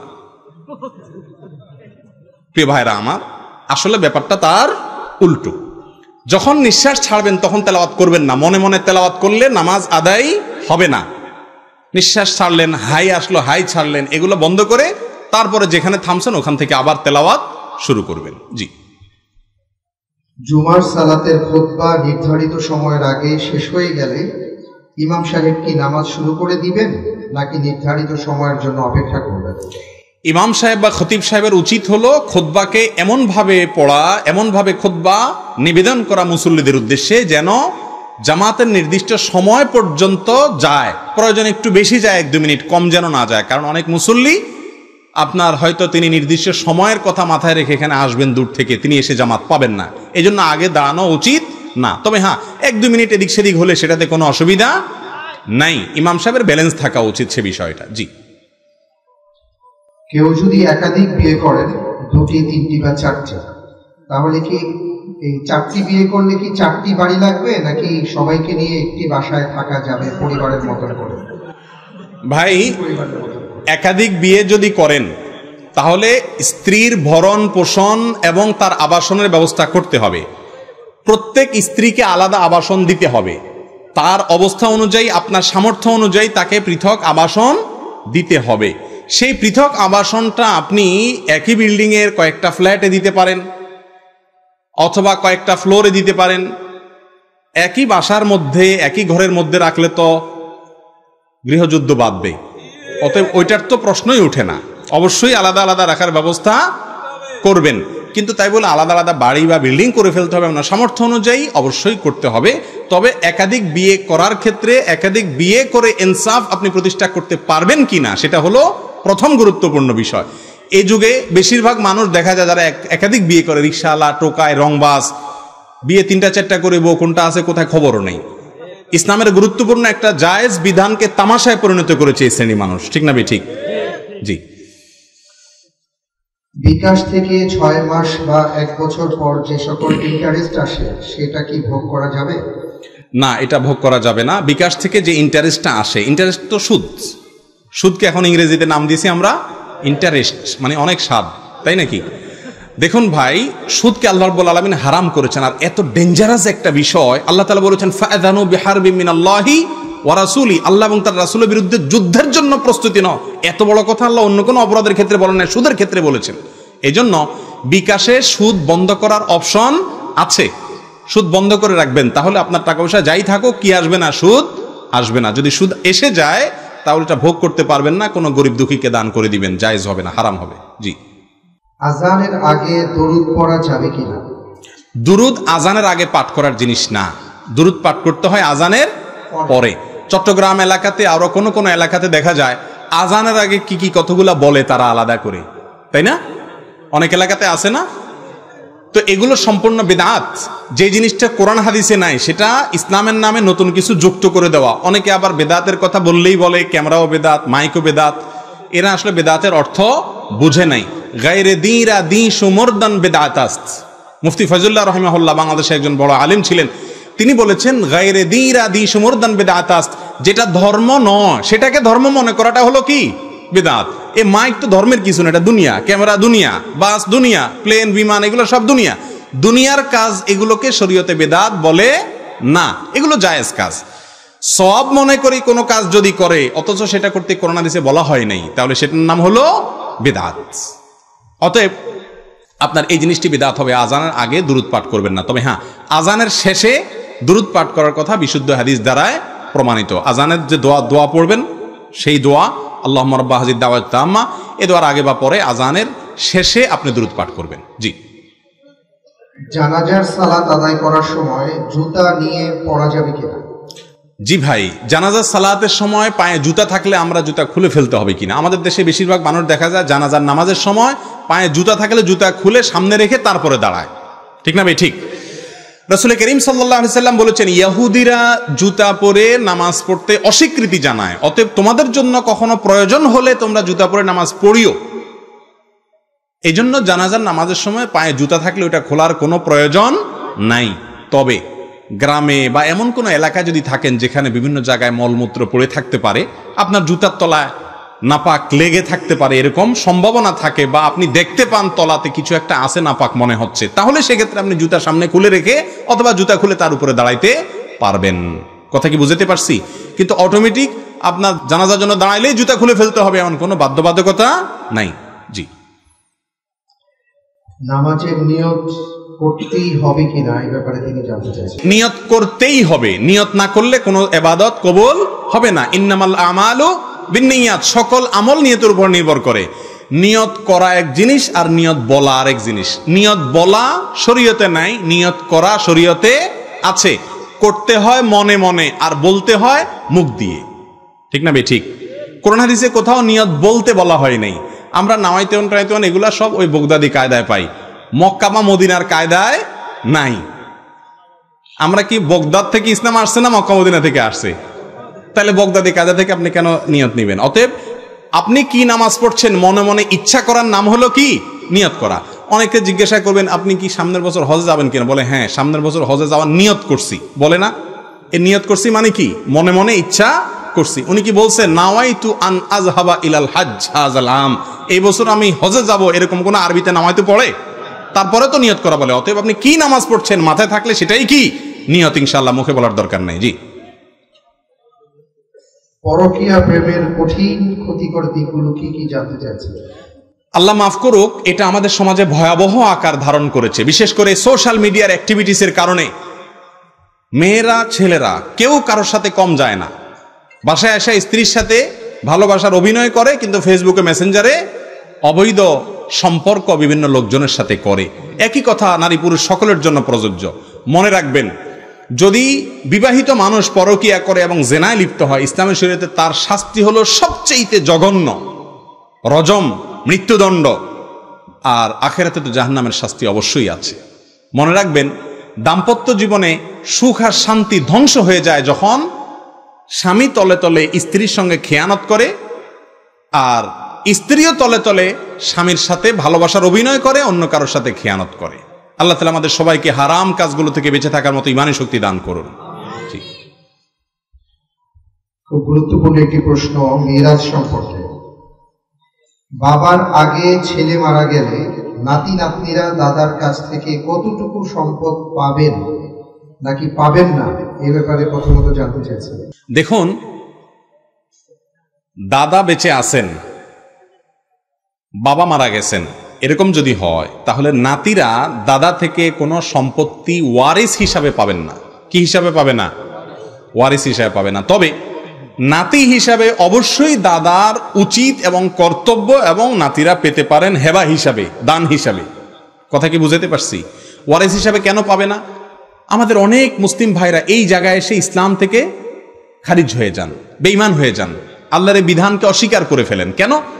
তারা বলেন যে এটা কেমন কথা, একটা বাচ্চা তার বাপ মারা গেল, দাদার সম্পত্তিতে কিছুই পাবে না, তো তারা চলবে কেমনে? ভাইরা আমার, এই চিন্তা আপনার না করলেও চলবে, ইসলাম সেই ব্যবস্থা রেখেছে। দাদার উপরে ফরজ, অবশ্য কর্তব্য হলো এই নাতি নাতনিরা যতদিন প্রাপ্তবয়স্ক না হবে তাদের ভরণ পোষণ কে দিয়ে যাবে? দাদা দিয়ে যেতে হবে, কারণ বাপের পরে অভিভাবক কে? দাদা। আর ওয়ারিসদেরকে কোনো সম্পত্তি বিশেষভাবে কোনো ওয়ারিস, একজন ওয়ারিসকে আলাদা দান করা যায় না, হেবা করা যায় না, ইসলামে জায়েজ নেই, হারাম। দিলে সবাইকে দিতে হয়। এই ক্ষেত্রে নাতি নাতনিদের যেহেতু তাদের বাবা মারা গেছে এবং তারা ওয়ারিস না, এই জন্য তাদেরকে দাদা চাইলে যত খুশি সম্পদ তাদের নামে লিখে দিতে পারবেন, এবং দেওয়াটাই হলো নৈতিক দায়িত্ব। এখন প্রশ্ন হলো, কেন তারা মালিক হবে না? এর উত্তর হলো যে দাদা সম্পত্তি মালিক, ওনার সম্পত্তির মালিক বাপ হবে কখন? দাদা মারা গেলে। তারপরে বাপের মাধ্যমে সন্তানরা পাবে, নাতিরা পাবে, তাই না? এখন বাপ যদি আগেই মারা যান তাহলে তো আমার বাপ নিজেই তার বাপ দাদার অর্থাৎ আমার দাদার কাছ থেকে সম্পত্তির মালিকই হন নাই, তো আমি কিভাবে মালিক হব? কথাটা কি বুঝাতে পারছি? কিন্তু এই নাতিরা কিভাবে বাঁচবে না বাঁচবে সেই ব্যবস্থা ইসলামে রাখা আছে। জি। আরেকটা প্রশ্ন হচ্ছে, ছেলে মেয়েরা নাবালক থেকে সাবালক করে তাদের হক বুঝিয়ে দেয়া বাবার দায়িত্ব কতটুকু? না দিলে বাবা গুনাহগার হবেন কিনা? হক বুঝিয়ে দেওয়া বলতে যদি সময় সম্পদ এগুলো দিতে বলেন তাহলে এটা ঠিক না। ছেলেমেয়েরা যদি ছোট থাকে, বেকুব থাকে, বরং তাদের সম্পত্তি দিলে তারা এগুলো নষ্ট করে ফেলবে। আল্লাহ তাআলা বলেছেন ওয়ালা তুতু আমওয়ালাকুম ওয়ালা তুতু সুফাহা আমওয়ালাকুম, নির্বোধ থেকে তোমাদের সম্পদ দিও না। এই জন্য তাদেরকে হক বোঝানো বলতে সম্পদ দিতে হবে না, তবে হ্যাঁ তাদের জীবনে কোনটা উচিত কোনটা উচিত না, কোনটা ভালো কোনটা মন্দ, এগুলো তাদেরকে বুঝাইতে হবে। সম্পত্তি বাবার মৃত্যুর পরে পাবে, হ্যাঁ বাবার জীবদ্দশায়ও ভাগ করতে পারে, যদি মৃত্যুর পরে জুলুম হবে এ আশঙ্কা থাকে। জি। ফজরের নামাজের পর নফল নামাজ পড়া যাবে কিনা? ফজরের নামাজের পর কোনো নফল নামাজ নাই। রাসূল করিম সাল্লাল্লাহু আলাইহি ওয়াসাল্লাম হাদিসে সুস্পষ্টভাবে বলা আছে, লা সালাতা বাদাল ফজরি আও কামা ক্বালা আলাইহিস সালাতু ওয়াস সালাম, ফজরের পরে আসরের পরে কোনো নামাজ নাই, অর্থাৎ আসরের পরে সূর্য ডুবার আগ পর্যন্ত আর ফজরের পরে সূর্য ওঠার আগ পর্যন্ত কোনো নফল নামাজ নাই। এই টাইমটা জিকির আজকার তাসবিহ করার সময়। জি। স্বামী যদি বিদেশে থাকে আর স্ত্রীর খবর না নেয় তখন স্ত্রীর কি করা উচিত? অনেক কুলাঙ্গার স্বামী এরকম আছে যে বিদেশে পড়ে থাকে, স্ত্রীর কোনো খোঁজ খবর নেয় না। যদি এরকম কোনো স্বামী থাকে তাহলে স্ত্রী অভিভাবকদের মাধ্যমে তাকে প্রেসার দিবে। যদি সে কোনোভাবেই তার দায়িত্ব না নেয় আর কাবিননামার 18 নম্বর কলাম পূর্ণ করে সেখানে স্বাক্ষর স্বামী স্ত্রী উভয় করে থাকে আগদের পরে, তাহলে যথাযথ নিয়মে ওলামাদের মাধ্যমে, মুরব্বীদের মাধ্যমে, উভয় পক্ষের অভিভাবকদের মাধ্যমে অথবা আদালতের মাধ্যমে বিবাহ বিচ্ছেদের উদ্যোগ নিতে পারেন। অবশ্যই আলেমদের সাথে পরামর্শ করে নেবেন, যাতে এমন না হয় যে আপনি বিবাহ বিচ্ছেদের উদ্যোগ নিয়েছেন কিন্তু শরীরভাবে বিবাহ বিচ্ছেদ হয় নাই। সেই সুযোগ আছে, কিন্তু এটা হবে শেষ চিকিৎসা। আগে সমাধানের জন্য সব রকমের উপায়গুলো অবলম্বন করবেন। জি।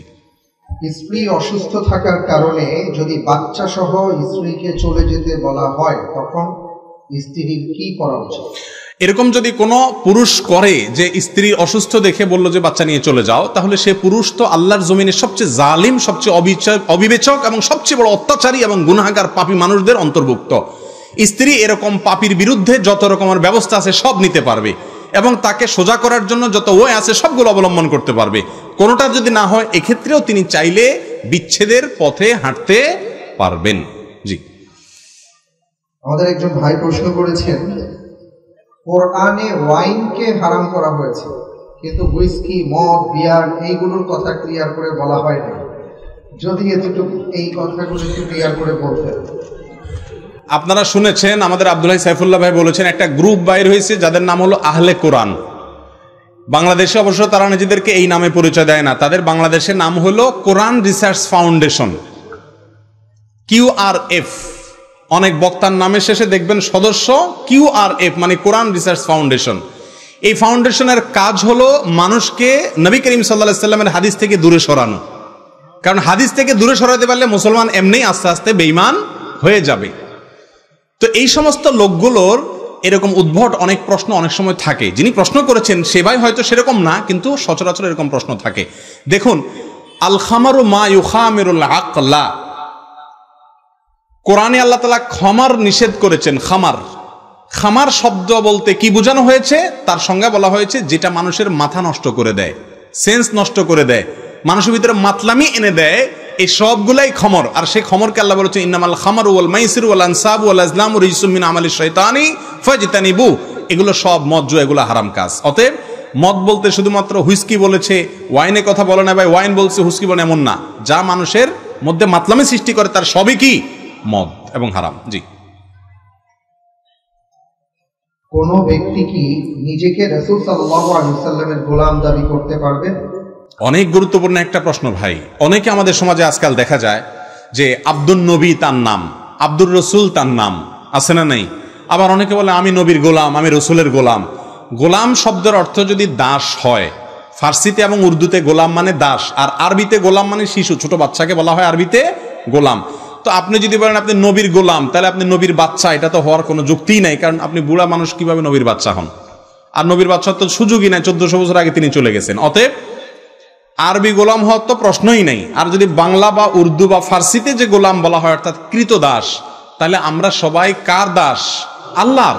রাসূলের দাস বললে সেক্ষেত্রে আপনি রাসূলকে আল্লাহর জায়গায় নিয়ে গেলেন, যেটা শিরক। ওই যে শিরক হলো সবচেয়ে ভয়াবহ বিষয়। এই জন্য আমরা রাসূলের গোলাম বলতে পারি না, আমরা বলতে পারি কার গোলাম? আল্লাহর গোলাম, রাসূলের উম্মত। রাসূলের কি? উম্মত। জি। ইমামতি ও কোরআন শিক্ষা দিয়ে টাকা নেওয়া জায়েজ আছে কিনা, বা এটার যৌক্তিকতা আছে কিনা? জি ভাই, ইমামতি এবং টাকা, এই কোরআন শিক্ষা দিয়ে টাকা নেওয়া জায়েজ। আপনারা বলবেন হুজুর ওয়াজ করতে আসছেন, আপনি তো এই কথা বলবেনই। দেখেন ভাই, আবু বকর সিদ্দিক রাদিয়াল্লাহু তাআলা আনহু ইসলামী রাষ্ট্রের দায়িত্ব যখন পাইছেন, খেলাফত পাইছেন, তখন তিনি রাষ্ট্র পরিচালনা করছেন। এরই মধ্যে একদিন দোকান খুলতে যাচ্ছেন। তখন এইটি সম্ভবত বুখারীতে বর্ণিত হয়েছে এবং ডক্টর আলী আস-সাল্লাবি তার ইতিহাসের বেশ কয়েকটা বইতে উল্লেখ করেছেন। পথে ওমর রাদিয়াল্লাহু তাআলা আবু উবাইদুল জাররাহ রাদিয়াল্লাহু তাআলা দেখছেন, দেখে বলছেন যে আপনি কই যাচ্ছেন খলিফাতুল মুসলিমিন? বলে যে দোকান খুলতে যাচ্ছি বাজারে, আমার ব্যবসা খুলতে যাচ্ছি। বলে যে আপনি যদি ব্যবসা খুলতে যান রাষ্ট্র দেখবে কে? তো উনি বললেন যে ভাই আমার তো পরিবার আছে, তোমাদের রাষ্ট্রের জন্য যদি সারাদিন ব্যয় করতে হয় বা পুরো সময় দিতে হয় তো আমার পরিবার কিভাবে চলবে? তখন খলিফাতুল মুসলিমিন ওমর ইবনুল খাত্তাব রাদিয়াল্লাহু তাআলা আনহু, আবু উবাইদা ইবনুল জাররাহ রাদিয়াল্লাহু তাআলা আনহু তখনকার অর্থমন্ত্রী, তাদের পরামর্শে আবু বকর রাদিয়াল্লাহু তাআলা আনহুকে রাষ্ট্রের কোষাগার থেকে ভাতা দেয়া হতো ইসলামী রাষ্ট্র পরিচালনার বিনিময়ে। কোরআন হাদিস কি সাহাবীরা বেশি বুঝছেন না আমরা বেশি বুঝছি? কোনো সন্দেহ আছে? যাদের সামনে কোরআন নাজিল হয়েছে ওনারা বেশি বুঝছেন না আমরা বেশি বুঝছি? তো তারা যদি দিনই কাজ, এমন কোন দিনই কাজ যে কাজের জন্য সারাটা দিন ব্যয় করতে হয় বা অন্য কাজ করলে আর এটা হয় না, সেরকম কাজ করে বিনিময় নেওয়াকে জায়েজ বলেছেন। অতএব কোরআন হাদিসের শিক্ষা দিয়ে অথবা ইমামতি করে টাকা নেওয়া জায়েজ আছে। এটা না জায়েজের ফতোয়া এদেশের সবচাইতে জোরালোভাবে যারা দেয় তাদের নাম হলো হেজবুত তাওহীদ। একটু আগে যে গ্রুপটার কথা বলছি, এরা আলেমদেরকে গালি দিয়ে বলে ধর্ম ব্যবসায়ী। আমার প্রশ্ন হলো, হেজবুত তাওহীদের যে কোটি কোটি টাকার বই পুস্তক বিতরণ, এটা সেটা এই সমস্ত সম্মেলনের খরচের টাকা, এটা কোত্থেকে আসে? এর কোনো উত্তর আছে? একটা মাহফিল করতে আমাদের গ্রামের মানুষ কত কষ্ট হয়, আর এরা এক একটা প্রোগ্রাম করে, এদের কোনো অনুসারী নাই, কিন্তু কোটি কোটি টাকা কোত্থেকে পায়? সব ইহুদি খ্রিস্টানদের এজেন্ট। মুসলমানদের মধ্যে আলেমদের প্রতি বীতশ্রদ্ধা ভাব তৈরি করার জন্য ইচ্ছাকৃত পরিকল্পিতভাবে তারা এই সমস্ত এই ধর্ম ব্যবসায়ী বলে আলেমদেরকে গালিগালাজ করে, যাতে করে মানুষ আলেমদের থেকে বীতশ্রদ্ধা হয়ে যায়। ইমাম সাহেবরা যদি বলেন যে বেতন টেতন দেব না, আপনি কাজ কাম করেন আর আইসা অবসর সময় ইমামতি করেন, তখন মসজিদগুলোর কি অবস্থা হবে বলেন? মসজিদগুলোতে কোনো জামাত হবে ঠিক মতো? জোহরের নামাজ দেখা গেল 1:30টার জামাত, ইমাম সাহেব 2টার পরে আসবে, বলবে যে আমি খেতে কাজ করতেছিলাম। আপনার কিছু বলার অধিকার থাকবে? এই জন্য এটা জায়েজ আছে ইসলামের স্বার্থে। জি। হাফ হাতা কাপড় গায়ে দিয়ে নামাজ পড়লে কতটুকু শরীয়ত সম্মত? নামাজ হয়ে যাবে হাফ হাতা জামা গায়ে দিয়ে পড়লে, কিন্তু এটা অনুচিত। বিশেষ করে এমন কাপড় পরে নামাজ পড়া অনুচিত যে কাপড় পরে আপনি সম্মানজনক কোথাও যান না। আল্লাহ তাআলা বলেছেন, ইয়া বানি আদম খুযু যিনাতাকুম ইনদা কুল্লি মসজিদ, আই ইনদা কুল্লি সালাহ। প্রত্যেক নামাজের সময় তোমরা সুন্দর কাপড় চোপড় পরো। এই জন্য আল্লাহর সামনে যাওয়ার সময় সুন্দর করে পড়বেন। অনেকে দেখবেন বাহিরে মাশাআল্লাহ স্যুট বুট পরে যায়, সুন্দর করে সেজে গুজে যায়, নামাজে দাঁড়ানোর সময় একটা গেঞ্জি আর একটা লুঙ্গি পরে দাঁড়ায় যায়। এটা উচিত না। সুন্দর স্মার্ট পোশাক আশাক পরে আল্লাহর সামনে দাঁড়াবেন, আল্লাহর দরবারে দাঁড়াচ্ছেন আপনি। প্রিয় ভাইরা, আমার প্রশ্নোত্তর আমার মনে হয় শেষ করা দরকার। অনেক সময় হয়েছে, ভাইরাও বিরক্ত হয়ে গেছেন, আমার মনে হয় আজকে রাখা দরকার। প্রশ্ন কি আর হবে? শুনেন, চিল্লাইতেছেন তো 10-20 জনে, বাকি মুরব্বীদের তো কষ্ট হইতেছে। চালাবো আমরা আসলে? আচ্ছা দেন, একটু তাড়াহুড়া করে শেষ করে দিই ইনশাআল্লাহ। 10 থেকে 15 মিনিটের মধ্যে আমরা শেষ করতেছি ইনশাআল্লাহ। জি, আমরা যতটুকু পারবো জি ইনশাআল্লাহ দ্রুত শেষ করার চেষ্টা করব। জি। দাড়ি রাখার বিধান সম্পর্কে কিছু বলুন।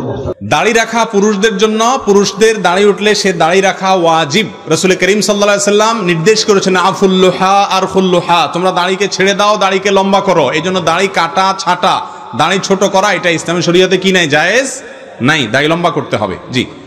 মাহফিলের ফান্ডের টাকা নিয়ে জনকল্যাণমূলক কাজে ব্যয় করা যাবে কিনা? দেখুন, দানকারী যেই খাতে দান করবে সেই খাতেই খরচ করতে হবে। এটা হলো মূল মাসআলা।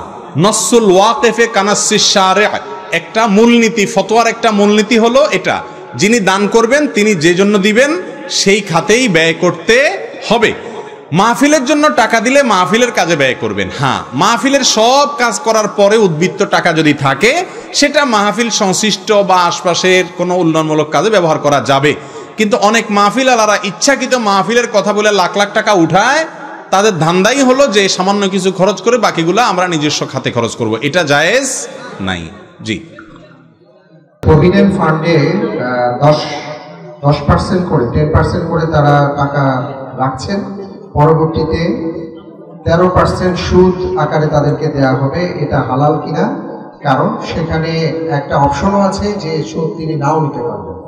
দেখুন, প্রভিডেন্ট ফান্ড, সরকারি প্রভিডেন্ট ফান্ড যেটা জিপিএফ বলে, জেনারেল প্রভিডেন্ট ফান্ড, এই প্রভিডেন্ট ফান্ডের কিছু অংশ কেটে রাখা হয় বাধ্যতামূলক। এটা চাকরিজীবীর হাতে না, বাধ্যতামূলক সরকার কেটে রাখে এবং তার সঙ্গে অতিরিক্ত যোগ করে টাকা দেয় চাকরি শেষে। এটা সে চাকরির মধ্যে চাইলেও আর নিতে পারে না, চাকরি শেষ হওয়ার আগ পর্যন্ত পায় না। এখানে অতিরিক্ত অংশ যেটা দিচ্ছে গভর্নমেন্ট, সেটাকে সুদ বলেই দেয়, কিন্তু তারপরেও এদেশের বেশিরভাগ বিদগ্ধ আলেমদের ফতোয়া হলো সেটা সুদ হবে না। মৌলানা আব্দুল মালিক সাহেব, মুফতি মনসুরুল্লাহ সাহেব, ডক্টর খন্দকার আব্দুল্লাহ জাহাঙ্গীর রাহিমাহুল্লাহ সহ বড় বড় ওলামাদের ফতোয়া হলো এই প্রভিডেন্ট ফান্ডের বাধ্যতামূলক কেটে নেওয়া টাকাটার অতিরিক্ত যে টাকা দিবে গভর্নমেন্ট, সেটার গভর্নমেন্ট সুদ বলে দিলেও সেটা সুদ হবে না। কেন সুদ হবে না? কারণ সুদ হলো আমি স্বেচ্ছায় যখন কোনো টাকা রাখবো বেনিফিটের আশায় নির্দিষ্ট হারে, সেটা হবে সুদ। কিন্তু এখানে আমি টাকা রাখি নাই, তো আমার রাখা ছাড়া আগে থেকেই রেখে দেওয়া হয়েছে, কেমন যেন আমার বেতনই কম দেওয়া হয়েছে, দেওয়ার সময় আবার আমাকে বাড়িয়ে দেওয়া হয়েছে, এটা সম্পূর্ণ তার ইখতিয়ার, আমি নিজে এখানে দিতে যাই নাই, অতএব এটা সুদ হবে না। তবে এটা নির্দিষ্ট হার সম্ভবত 10% এরকম, তারপরে অতিরিক্ত অংশ কাটাইতে পারেন চাকরিজীবী কর্মকর্তা কর্মচারী, সেটা তিনি ইচ্ছা করলে কাটাইতে পারেন, ইচ্ছা করলে নাও পারেন। সেটার এগেনিস্টে যেটা আসবে সেটা অবশ্যই সুদ হিসাবে বিবেচিত হবে, সেটা জায়েজ নাই। জি, হ্যাঁ, এখন কিন্তু অপশন আছে যে চাইলে কেউ একেবারে পুরোপুরিটা বন্ধ। আমি যতটুকু জানি সরকার যেটা বাধ্যতামূলক করে ওইটা বন্ধ করার অপশন নাই। আছে? যদি এখন করে থাকে তো আলহামদুলিল্লাহ, তাহলে তো আর নেওয়া জায়েজ নাই, তাহলে তো এটা বন্ধ করে ফেলবে। জি, শাইখ, আলেমদের নামের আগে আমরা দেখি মাওলানা শব্দ ব্যবহার করা হয়, এটা শিরক কিনা? মাওলানা শব্দের একটা অর্থ হলো আমাদের মালিক, আমাদের মাওলা। মাওলা শব্দের অনেক অর্থ আছে। মাওলা শব্দের অর্থ অভিভাবক হয়, মাওলা শব্দের অর্থ বন্ধু হতে পারে, মাওলা শব্দের অর্থ আজাদকৃত দাস হতে পারে, মালিক হতে পারে, অনেক অর্থ হতে পারে। আমরা আলেমদেরকে সম্মান করে পাক ভারত মহাদেশে এবং মিশরে এবং অনেক দেশে আলেমদেরকে সম্মান করে বলি মাওলানা, তার মানে আমাদের অভিভাবক, আমাদের গার্ডিয়ান। তো এই অর্থে মাওলানা বললে সেটা শিরক হওয়ার কোনো কারণ নাই। সৌদি আরবের সর্বোচ্চ ওলামা পরিষদের সদস্য, ওলামা পরিষদের প্রধান এবং ফতোয়া বিষয়ক স্থায়ী কমিটির প্রধান এবং সাবেক গ্র্যান্ড মুফতি শেখ আব্দুল আজিজ বিন আব্দুল্লাহ বিন বাজ রাহিমাহুল্লাহ তার এক ফতোয়াতে এই বিষয়টি আলোকপাত করেছেন। বিধায় অনেক ভাইরা আছেন মাওলানা বললে বলে হ্যাঁ আমাদের মাওলা তো আল্লাহ, আবার হুজুরের কেমনে মাওলানা বলে, এগুলো ভুল ধারণা। মাওলা শব্দের অনেক অর্থ আছে। হুজুরদেরকে কেউ আল্লাহকে যে অর্থে মাওলা বলে ওই অর্থে হুজুরদেরকে কেউ মাওলানা বলে না। জি, ঘুষ দিয়ে যদি সরকারি চাকরি নেয় তাহলে তার মাসিক বেতন হালাল হবে? ঘুষ দিয়ে যদি চাকরি নেয় তাহলে পরবর্তীতে উপার্জিত অর্থ, মাসিক পারিশ্রমিক যেটা নেয় সেটা হালাল হবে কিনা? উত্তর হলো হালাল হবে। কেন হালাল হবে? কারণ হলো শুরুতে তিনি ঘুষ দিয়েছেন, এটা অন্যায় কাজ করেছেন, হারাম কাজ করেছেন। বাধ্য হয়ে যদি দেন তাহলে তো সেটা জায়েজ আছে, আর যদি বাধ্য হয়ে না দেন, এমনিই দেন নিজে সেদে ঘুষ, অথবা তার জন্য এটা বাধ্যবাধকতা নেই, তারপরেও তিনি সুদ ঘুষ দিয়ে চাকরি নিয়েছেন, তাহলে তিনি হারাম কাজ করেছেন, একটা অপরাধ তিনি করেছেন। কিন্তু এর কারণে তার সারা জীবনের উপার্জন হারাম হয়ে যাবে না, কারণ প্রতি মাসে তিনি যে বেতনটা পান এটা কিসের বিনিময়ে পান? তিনি যে পরিশ্রম করেন তার বিনিময়ে পান। তিনি যে কাজটা করছেন সেটা যদি বৈধ হয় তাহলে তার পারিশ্রমিক কি হবে? ইনশাআল্লাহ হালাল হবে। একই কথা বলে রাখি, বেশিরভাগ পরীক্ষার্থীরা কম বেশ পরীক্ষার সময় নকল ঝকল আশেপাশে দেখা 2 নম্বরই করে লিখা পরীক্ষা দিছেন, ঠিক না? ঠিক, হ্যাঁ ঠিক বলতেছেন, কারণ করছেন জানেন তো। তো যাই হোক, এরকম যদি আকাম কুকাম করে পরীক্ষায় পাশ করেন তাহলে আপনি গুনাহের কাজ করেছেন, আমানতের খেয়ানত করেছেন, কিন্তু তাই বলে আপনার সারা জীবন উপার্জন কি হবে না? হারাম হয়ে যাবে না। জি, কি আমল করলে তাকদীর পাল্টায়? তাকদীর পাল্টানোর জন্য একমাত্র আমল হলো দোয়া। একটা হাদিস রয়েছে, লা ইয়ারুদ্দু তাকদীর ইল্লা বিদুআ, দোয়ার মাধ্যমে তাকদীর পরিবর্তন হয় আল্লাহর কাছে। তবে হ্যাঁ, কিছু তাকদীর আছে যেগুলো দোয়ার মাধ্যমে পরিবর্তন হয়, আবার তাকদীরে মুবরাম এক প্রকারের তাকদীর আছে যেগুলো কোনো দ্বারা পরিবর্তন, কিছু দ্বারা পরিবর্তন হয় না। হায়াত, রিজিক এগুলো দোয়ার মাধ্যমে পরিবর্তন হয় এবং অনেক তাকদীর পরিবর্তন হয়। জন্য আল্লাহর কাছে দোয়া বেশি বেশি করে করতে থাকতে হবে। জি, জি, অন্যের টাকা আত্মসাৎ করে সংসারে খরচ করে ছেলেকে আলেম বানিয়েছেন, হাফেজ বানিয়েছেন, এই ছেলে তো তার মা বাবাকে জান্নাতে নিয়ে যাবেন, তো তিনি জান্নাতে যাবেন কিনা জানতে চাওয়া হয়েছে। দেখুন, কোনো মানুষ যদি অবৈধ উপার্জন দিয়ে সন্তানকে হাফেজ আলেম বানায়, এমনকি কাবা শরীফের ইমামও হয়ে যায় ওই ছেলে, ওই লোকের আখেরাতে মুক্তির কোনো পথ খোলা নাই। মুক্তির একমাত্র পথ হলো যে অবৈধ উপার্জন করেছেন সেটা যাদের অর্থ তাদের কাছে ফেরত দিয়ে আসতে হবে, অন্যথায় তাদের পক্ষ থেকে দান করে দিতে হবে। এরপরে যে আল্লাহর কাছে তওবা করলে সেটা ক্ষমার আশা করা যেতে পারে। অন্যের অর্থ আত্মসাৎ করে রেখে এরপর আপনি হাজী সাহেব, গাজী সাহেব, মাওলানা, আলেমের বাপ, হাফেজের বাপ, মুফতি সাহেবের বাপ, খতিব সাহেবের বাপ, এমনকি মক্কার ইমাম সাহেবের বাপ হইলেও কোনো লাভ হবে না। তার সন্তানরা যদি আলেম ওলামা হয়, হাফেজ হয়, তো সন্তানদের কোনো দোষ নাই, তাদের পিছনে নামাজ হবে, অসুবিধা নেই। জি। পরিবার যদি মেনে না নেয়, পছন্দের মানুষকে বিয়ে করা যাবে? দেখুন, যুবকরা সবসময় ভালো করে বুঝবেন, যুবক যুবতী সবার জন্যই বিবাহ করবেন মা বাবা এবং মুরব্বীদের তাদের পছন্দে, তাদের পরামর্শের ভিত্তিতে। হ্যাঁ, কোনো কোনো ক্ষেত্রে মা বাপ উল্টাপাল্টা বা বুঝেন না, সেক্ষেত্রে আপনি এককভাবে তাদের মতের বিরুদ্ধে যেও সিদ্ধান্ত নিতে পারেন। মা বাপ চায় যে আপনি দিনদার মেয়ে দেখেন না, আপনি শুধুমাত্র দুনিয়া দেখেন, তাহলে সেক্ষেত্রে মা বাবার চাহিদাকে আপনি অ্যাভয়েড করতে পারেন। কিন্তু সচরাচর এবং সাধারণ অবস্থাতে অবশ্যই অভিভাবককে সম্মতিতে এনে বিয়ে করা উচিত। তথাকথিত আগে থেকে পছন্দ করে তথাকথিত প্রেমের বা নিজের পছন্দের বিয়েগুলোতে বেশিরভাগ সময় শান্তি হয়, ঠিক না? ঠিক বলেন। আগে থেকে যারা গেট টুগেদার এটা সেটা করে নেয়, এরপরে বিয়ে করে, এগুলো বেশিরভাগ ক্ষেত্রে দেখবেন দাম্পত্য জীবনে কি নাই, শান্তি নাই। এই জন্য কোন মেয়ে ভালো হবে না হবে, আপনি যুবক মানুষ, শুধু আপনার দেখতে সুন্দর হলে আপনি পাগল হয়ে যান, আপনার মাথা নষ্ট হয়ে যায়। কিন্তু আপনার বাবা, আপনার মা বহু বিবাহ তারা দেখেছে, বহু বিবাহের ভঙ্গ হওয়া তারা দেখেছে, তারা অনেক অভিজ্ঞ।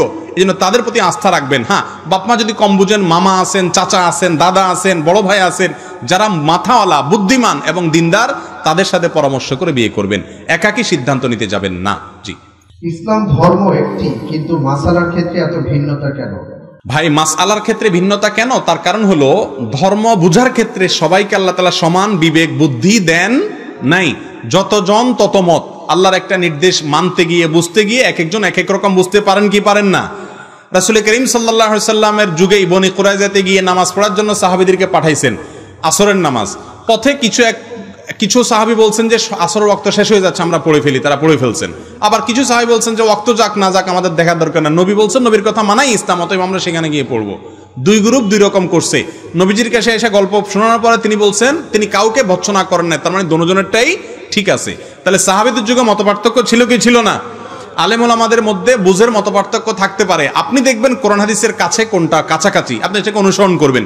কিন্তু মত ভিন্ন হলে আলেমদেরকে ভৎসনা করা, গালিগালাজ করা, এটা মূর্খতা ছাড়া আর কিছু নয়। জি। কাবিন নামা হয়েছে তবে বিয়ে হয়নি, এখন সংসার করছে, একটি সন্তানও আছে, এ ব্যাপারে কোরআন হাদিসের সমাধান কিভাবে পাবো? লিখিতভাবে যদি কাবিননামায় স্বাক্ষর হয়ে থাকে, শুধুমাত্র মুখে বিবাহ পড়ানো, প্রস্তাব দেওয়া এবং প্রস্তাব গ্রহণ করা মুখে, এটা যদি না হয়, তাহলে সেক্ষেত্রে বিয়ে বিশুদ্ধ হবে কিনা। ইমাম মালিক, ইমাম আহমদ হাম্বল, ইমাম শাফি রহমতুল্লাহর মতো বিবাহ বিশুদ্ধ হবে না। ইমাম আবু হানিফা রহমতুল্লাহ আলাইহির বরাত দিয়ে আল মাওসুআ আল কুয়েতিয়া আল ফিকহিয়া আল কুয়েতিয়া নামক 45 খণ্ডের একটি ফতোয়ার কিতাব আছে। সেই ফতোয়ার কিতাবে লেখা হয়েছে যে হানাফি মাযহাব অনুযায়ী বিয়ে হয়ে যাবে যদি কাবিননামায় স্বাক্ষর হয়ে থাকে এবং সেখানে যদি প্রস্তাব এবং গ্রহণ এই কথাগুলো লেখা থাকে। কথা কি বুঝাতে পারছি? তবে বিয়ে পড়ানো মানে কিন্তু আমরা মনে করি হুজুর আসা, খুতবা দেওয়া, অনেক কিছু, এসব কিচ্ছু না। বিয়ের মতো সহজ কাজ আর কিচ্ছু না। যুবকরা শুনলে আজকাল সব বিয়েই করে ফেলবেন আর আকাম কুকাম না করে। বিয়েটা হলো ভাই, মহারণা ধার্য করবেন, মেয়ে পক্ষ ছেলে পক্ষকে বলবে বা এক পক্ষ অন্য পক্ষকে বলবে এত টাকা মহারণা বিনিময়ে আমি বিবাহের প্রস্তাব করতেছি। অন্য পক্ষ থেকে পাত্রী বলবে আমি কবুল করলাম বা পাত্র বলবে আমি কবুল করলাম। দুজন সাক্ষী যদি শুনে বিয়ে হয়ে গেছে, শেষ। কত সহজ দেখছেন? বিয়ে মাত্র 1.5 মিনিটের কাজ, অথচ সেটা না করে আপনারা জেনার পথে যাচ্ছেন বা আমরা অনেকে যাচ্ছি। আল্লাহ আমাদের হেফাজত করুন। জি। লাশ গোসল দেওয়ার পরে ঘরে রাখা যাবে কিনা জানতে চাই। লাশ মানুষ মারা যাওয়ার পরে খুব দ্রুত তাকে কবরস্থ করতে হয়। নবী সাল্লাল্লাহু আলাইহি সাল্লাম বলেছেন আসরিউ বিল জানাজা, তোমরা জানাজা খুব দ্রুত লাশ দাফন করো। এই জন্য মানুষ মারা যাওয়ার পরে গোসল দেওয়ার পরে দীর্ঘ সময় অপেক্ষা করা অনেকের জন্য এগুলো জায়েজ নাই, এগুলো নিষিদ্ধ কাজ, খুব দ্রুত কবরস্থ করা উচিত, বিলম্ব করা উচিত নয়। জি। কেউ যদি কারোর কোনো উপকার করে তারপর যদি সে বলে যে আমি আল্লাহর রহমতে অমুকের উসিলায় উপকার পেয়েছি, এটা বলা যাবে কিনা নাকি শিরক হবে? এটা ইনশাল্লাহ বলা শিরক হবে না। আমি অমুকের মাধ্যমে উপকারটা পেয়েছি, এটাকে সুন্দর হয়, মুসলমানের ইমানের সঙ্গে সঙ্গতিপূর্ণ হয় এভাবে বললে যে আল্লাহ তাআলা আমাকে অমুকের মাধ্যমে উপকারটা করিয়েছেন, আল্লাহ তাআলা আমাকে দিয়েছেন অমুকের মাধ্যমে, এটা বলা ভালো, এভাবে বলাটা উত্তম। তাহলে সেক্ষেত্রে ওই ব্যক্তিরও কৃতজ্ঞতা আদায় হয়, আল্লাহরও কি হয়, কৃতজ্ঞতা আদায় হয়। হাদিসে আসছে মাল্লাম ইয়াশকুরিন নাস লাম ইয়াশকুরিল্লাহ, যে মানুষের কৃতজ্ঞতা আদায় করে না সে আল্লাহরও কৃতজ্ঞতা আদায় করে না। অনেক লোক আছে আপনি তার জন্য অনেক কিছু করছেন, এরপরেও সে বলবে কি সব আল্লাহ আমাকে দিস। কে দিছে? শুনতে খুব ভালো শোনা যাচ্ছে, আসলে এ লোক নাশকর, ঠিক না বে ঠিক? আপনি এত কিছু করলেন, সে আপনার আশা থাকা উচিত না, কিন্তু তার বলা উচিত যে আপনি আমার জন্য অনেক কিছু করেছেন, আপনার মাধ্যমে আল্লাহ আমাকে দিয়েছেন, এবার বলে শিরিক হবে না ইনশাআল্লাহ। জি।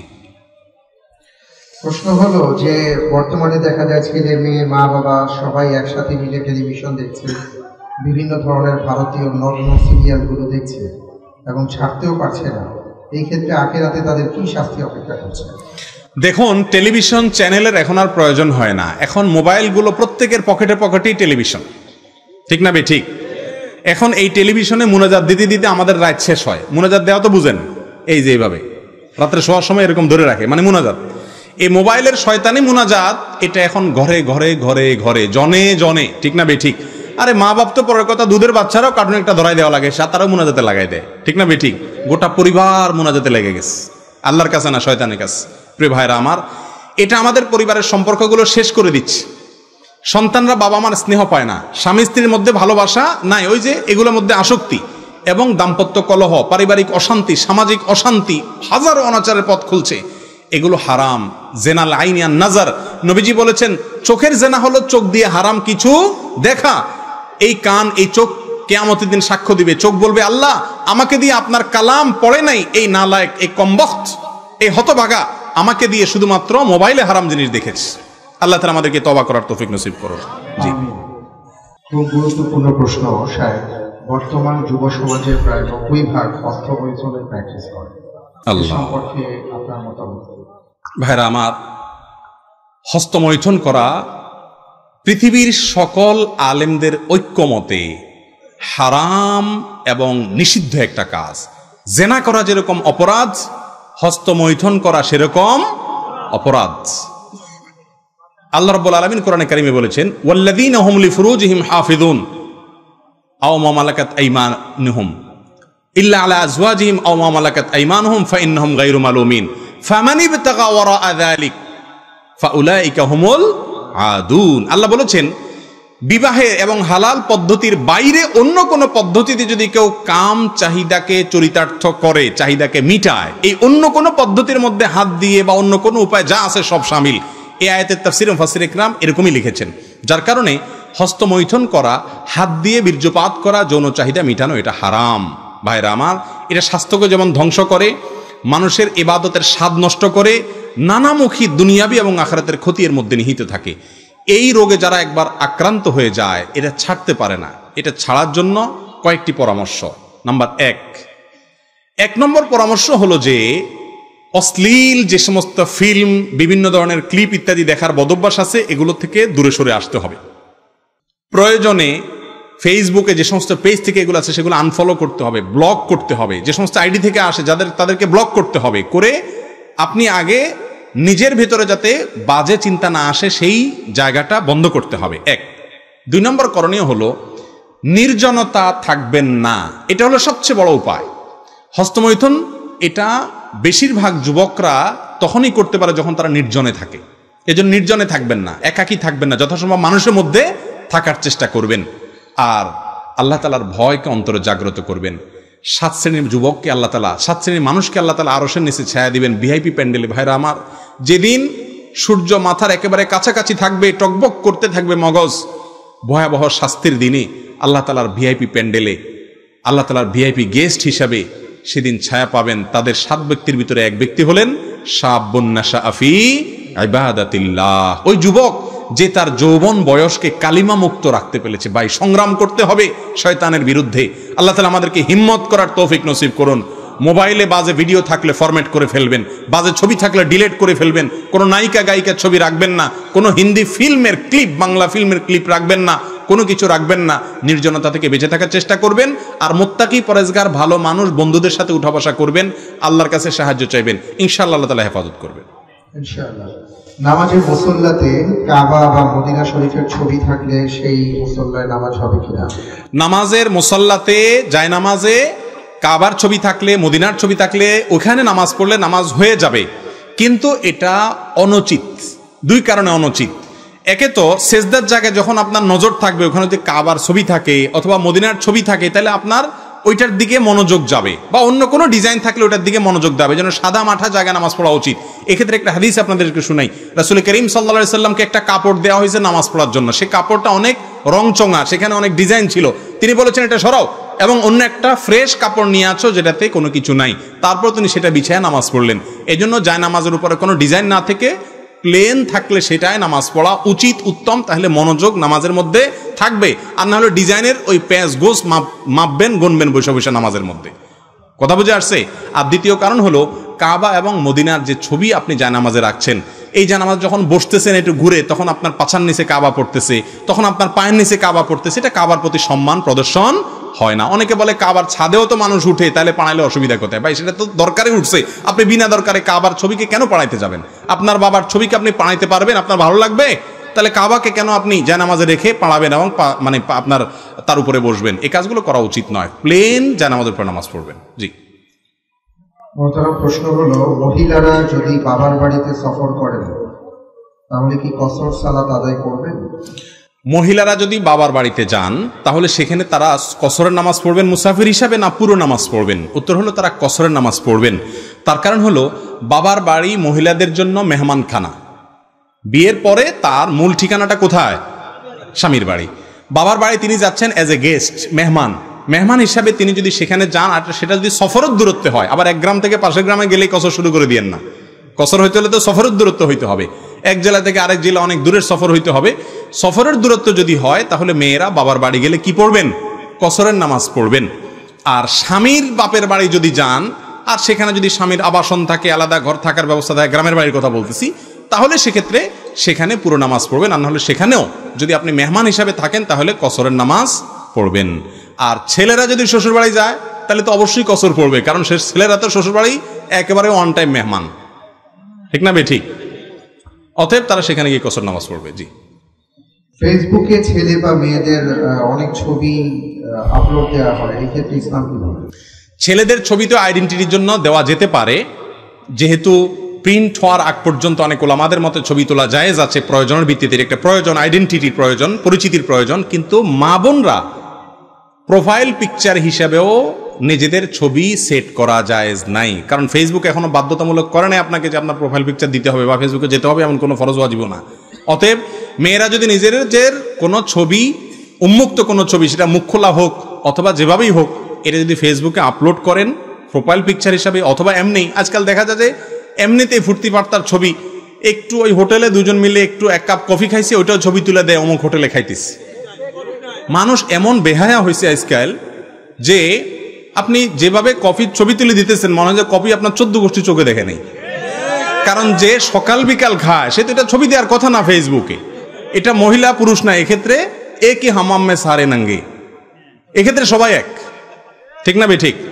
তো এই জন্য এই কাজগুলো করা যাবে না। বিশেষ করে মা বোনরা অনেক দায়িত্বশীল হতে হবে। আর ছেলেরাও অযথা সেলফি, আপনার ওই হোটেলে খায়া ছবি, আরে পরোটা একটা প্লেটের আছে ওইটাই ছবি তুলে দিয়ে দিচ্ছে, খাইতেছে, 14 গোষ্ঠী মনে হচ্ছে পরোটা চোখে দেখে নেই। এগুলো উচিত না, ভুল কাজ। জি।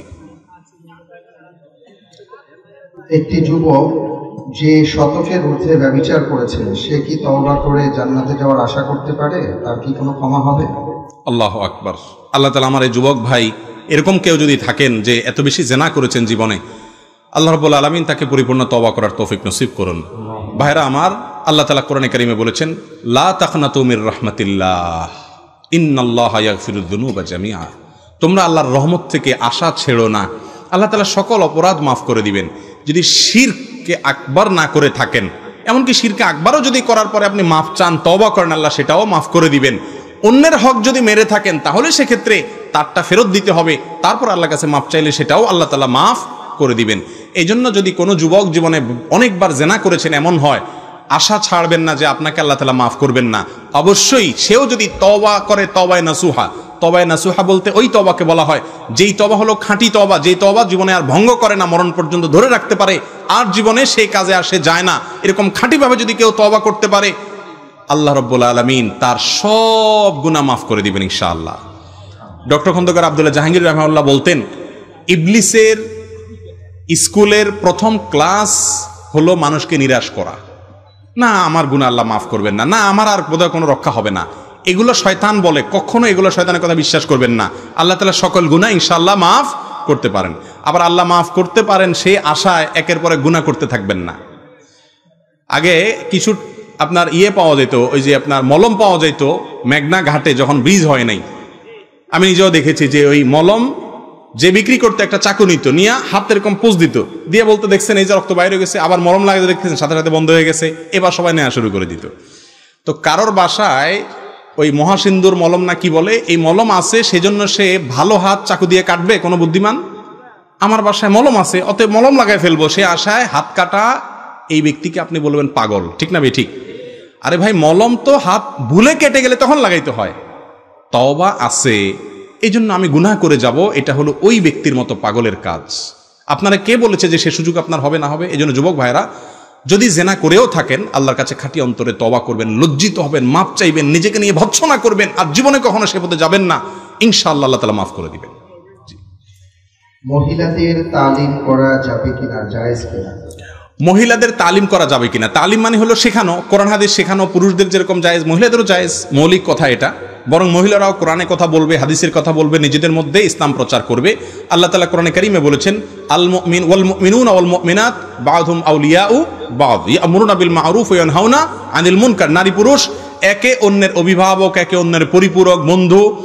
অতএব তারা উভয় নারী পুরুষ সবাই সৎ কাজের আদেশ দিতে হবে, অসৎ কাজের বাধা প্রদান করতে হবে। শুধুমাত্র মহিলা পুরুষরাই করবে, মহিলারা করবে না তা না। তবে হ্যাঁ, মহিলারা মহিলাদের মধ্যে করবে। আজকাল আবার অনেক এলাকায় মাহফিল শুরু হয়েছে, পুরুষদের মধ্যেও মহিলারা ওয়াজ করে। আবার ইউটিউবে অনেক মহিলার ওয়াজ পাওয়া যায়, লা হাওলা ওয়ালা কুওয়াতা ইল্লা বিল্লাহ। মহিলার ওয়াজ থাকলে ওয়াজ শুনবে না, আওয়াজ শুনবে বসে বসে। কি বলেন? পুরুষ যদি মহিলার ওয়াজ শুনে, ওয়াজ তো শুনবে না, শুনবে কি? আওয়াজ। আওয়াজ শুনে হারাম মজা নেবে, ঠিক না বে? ঠিক।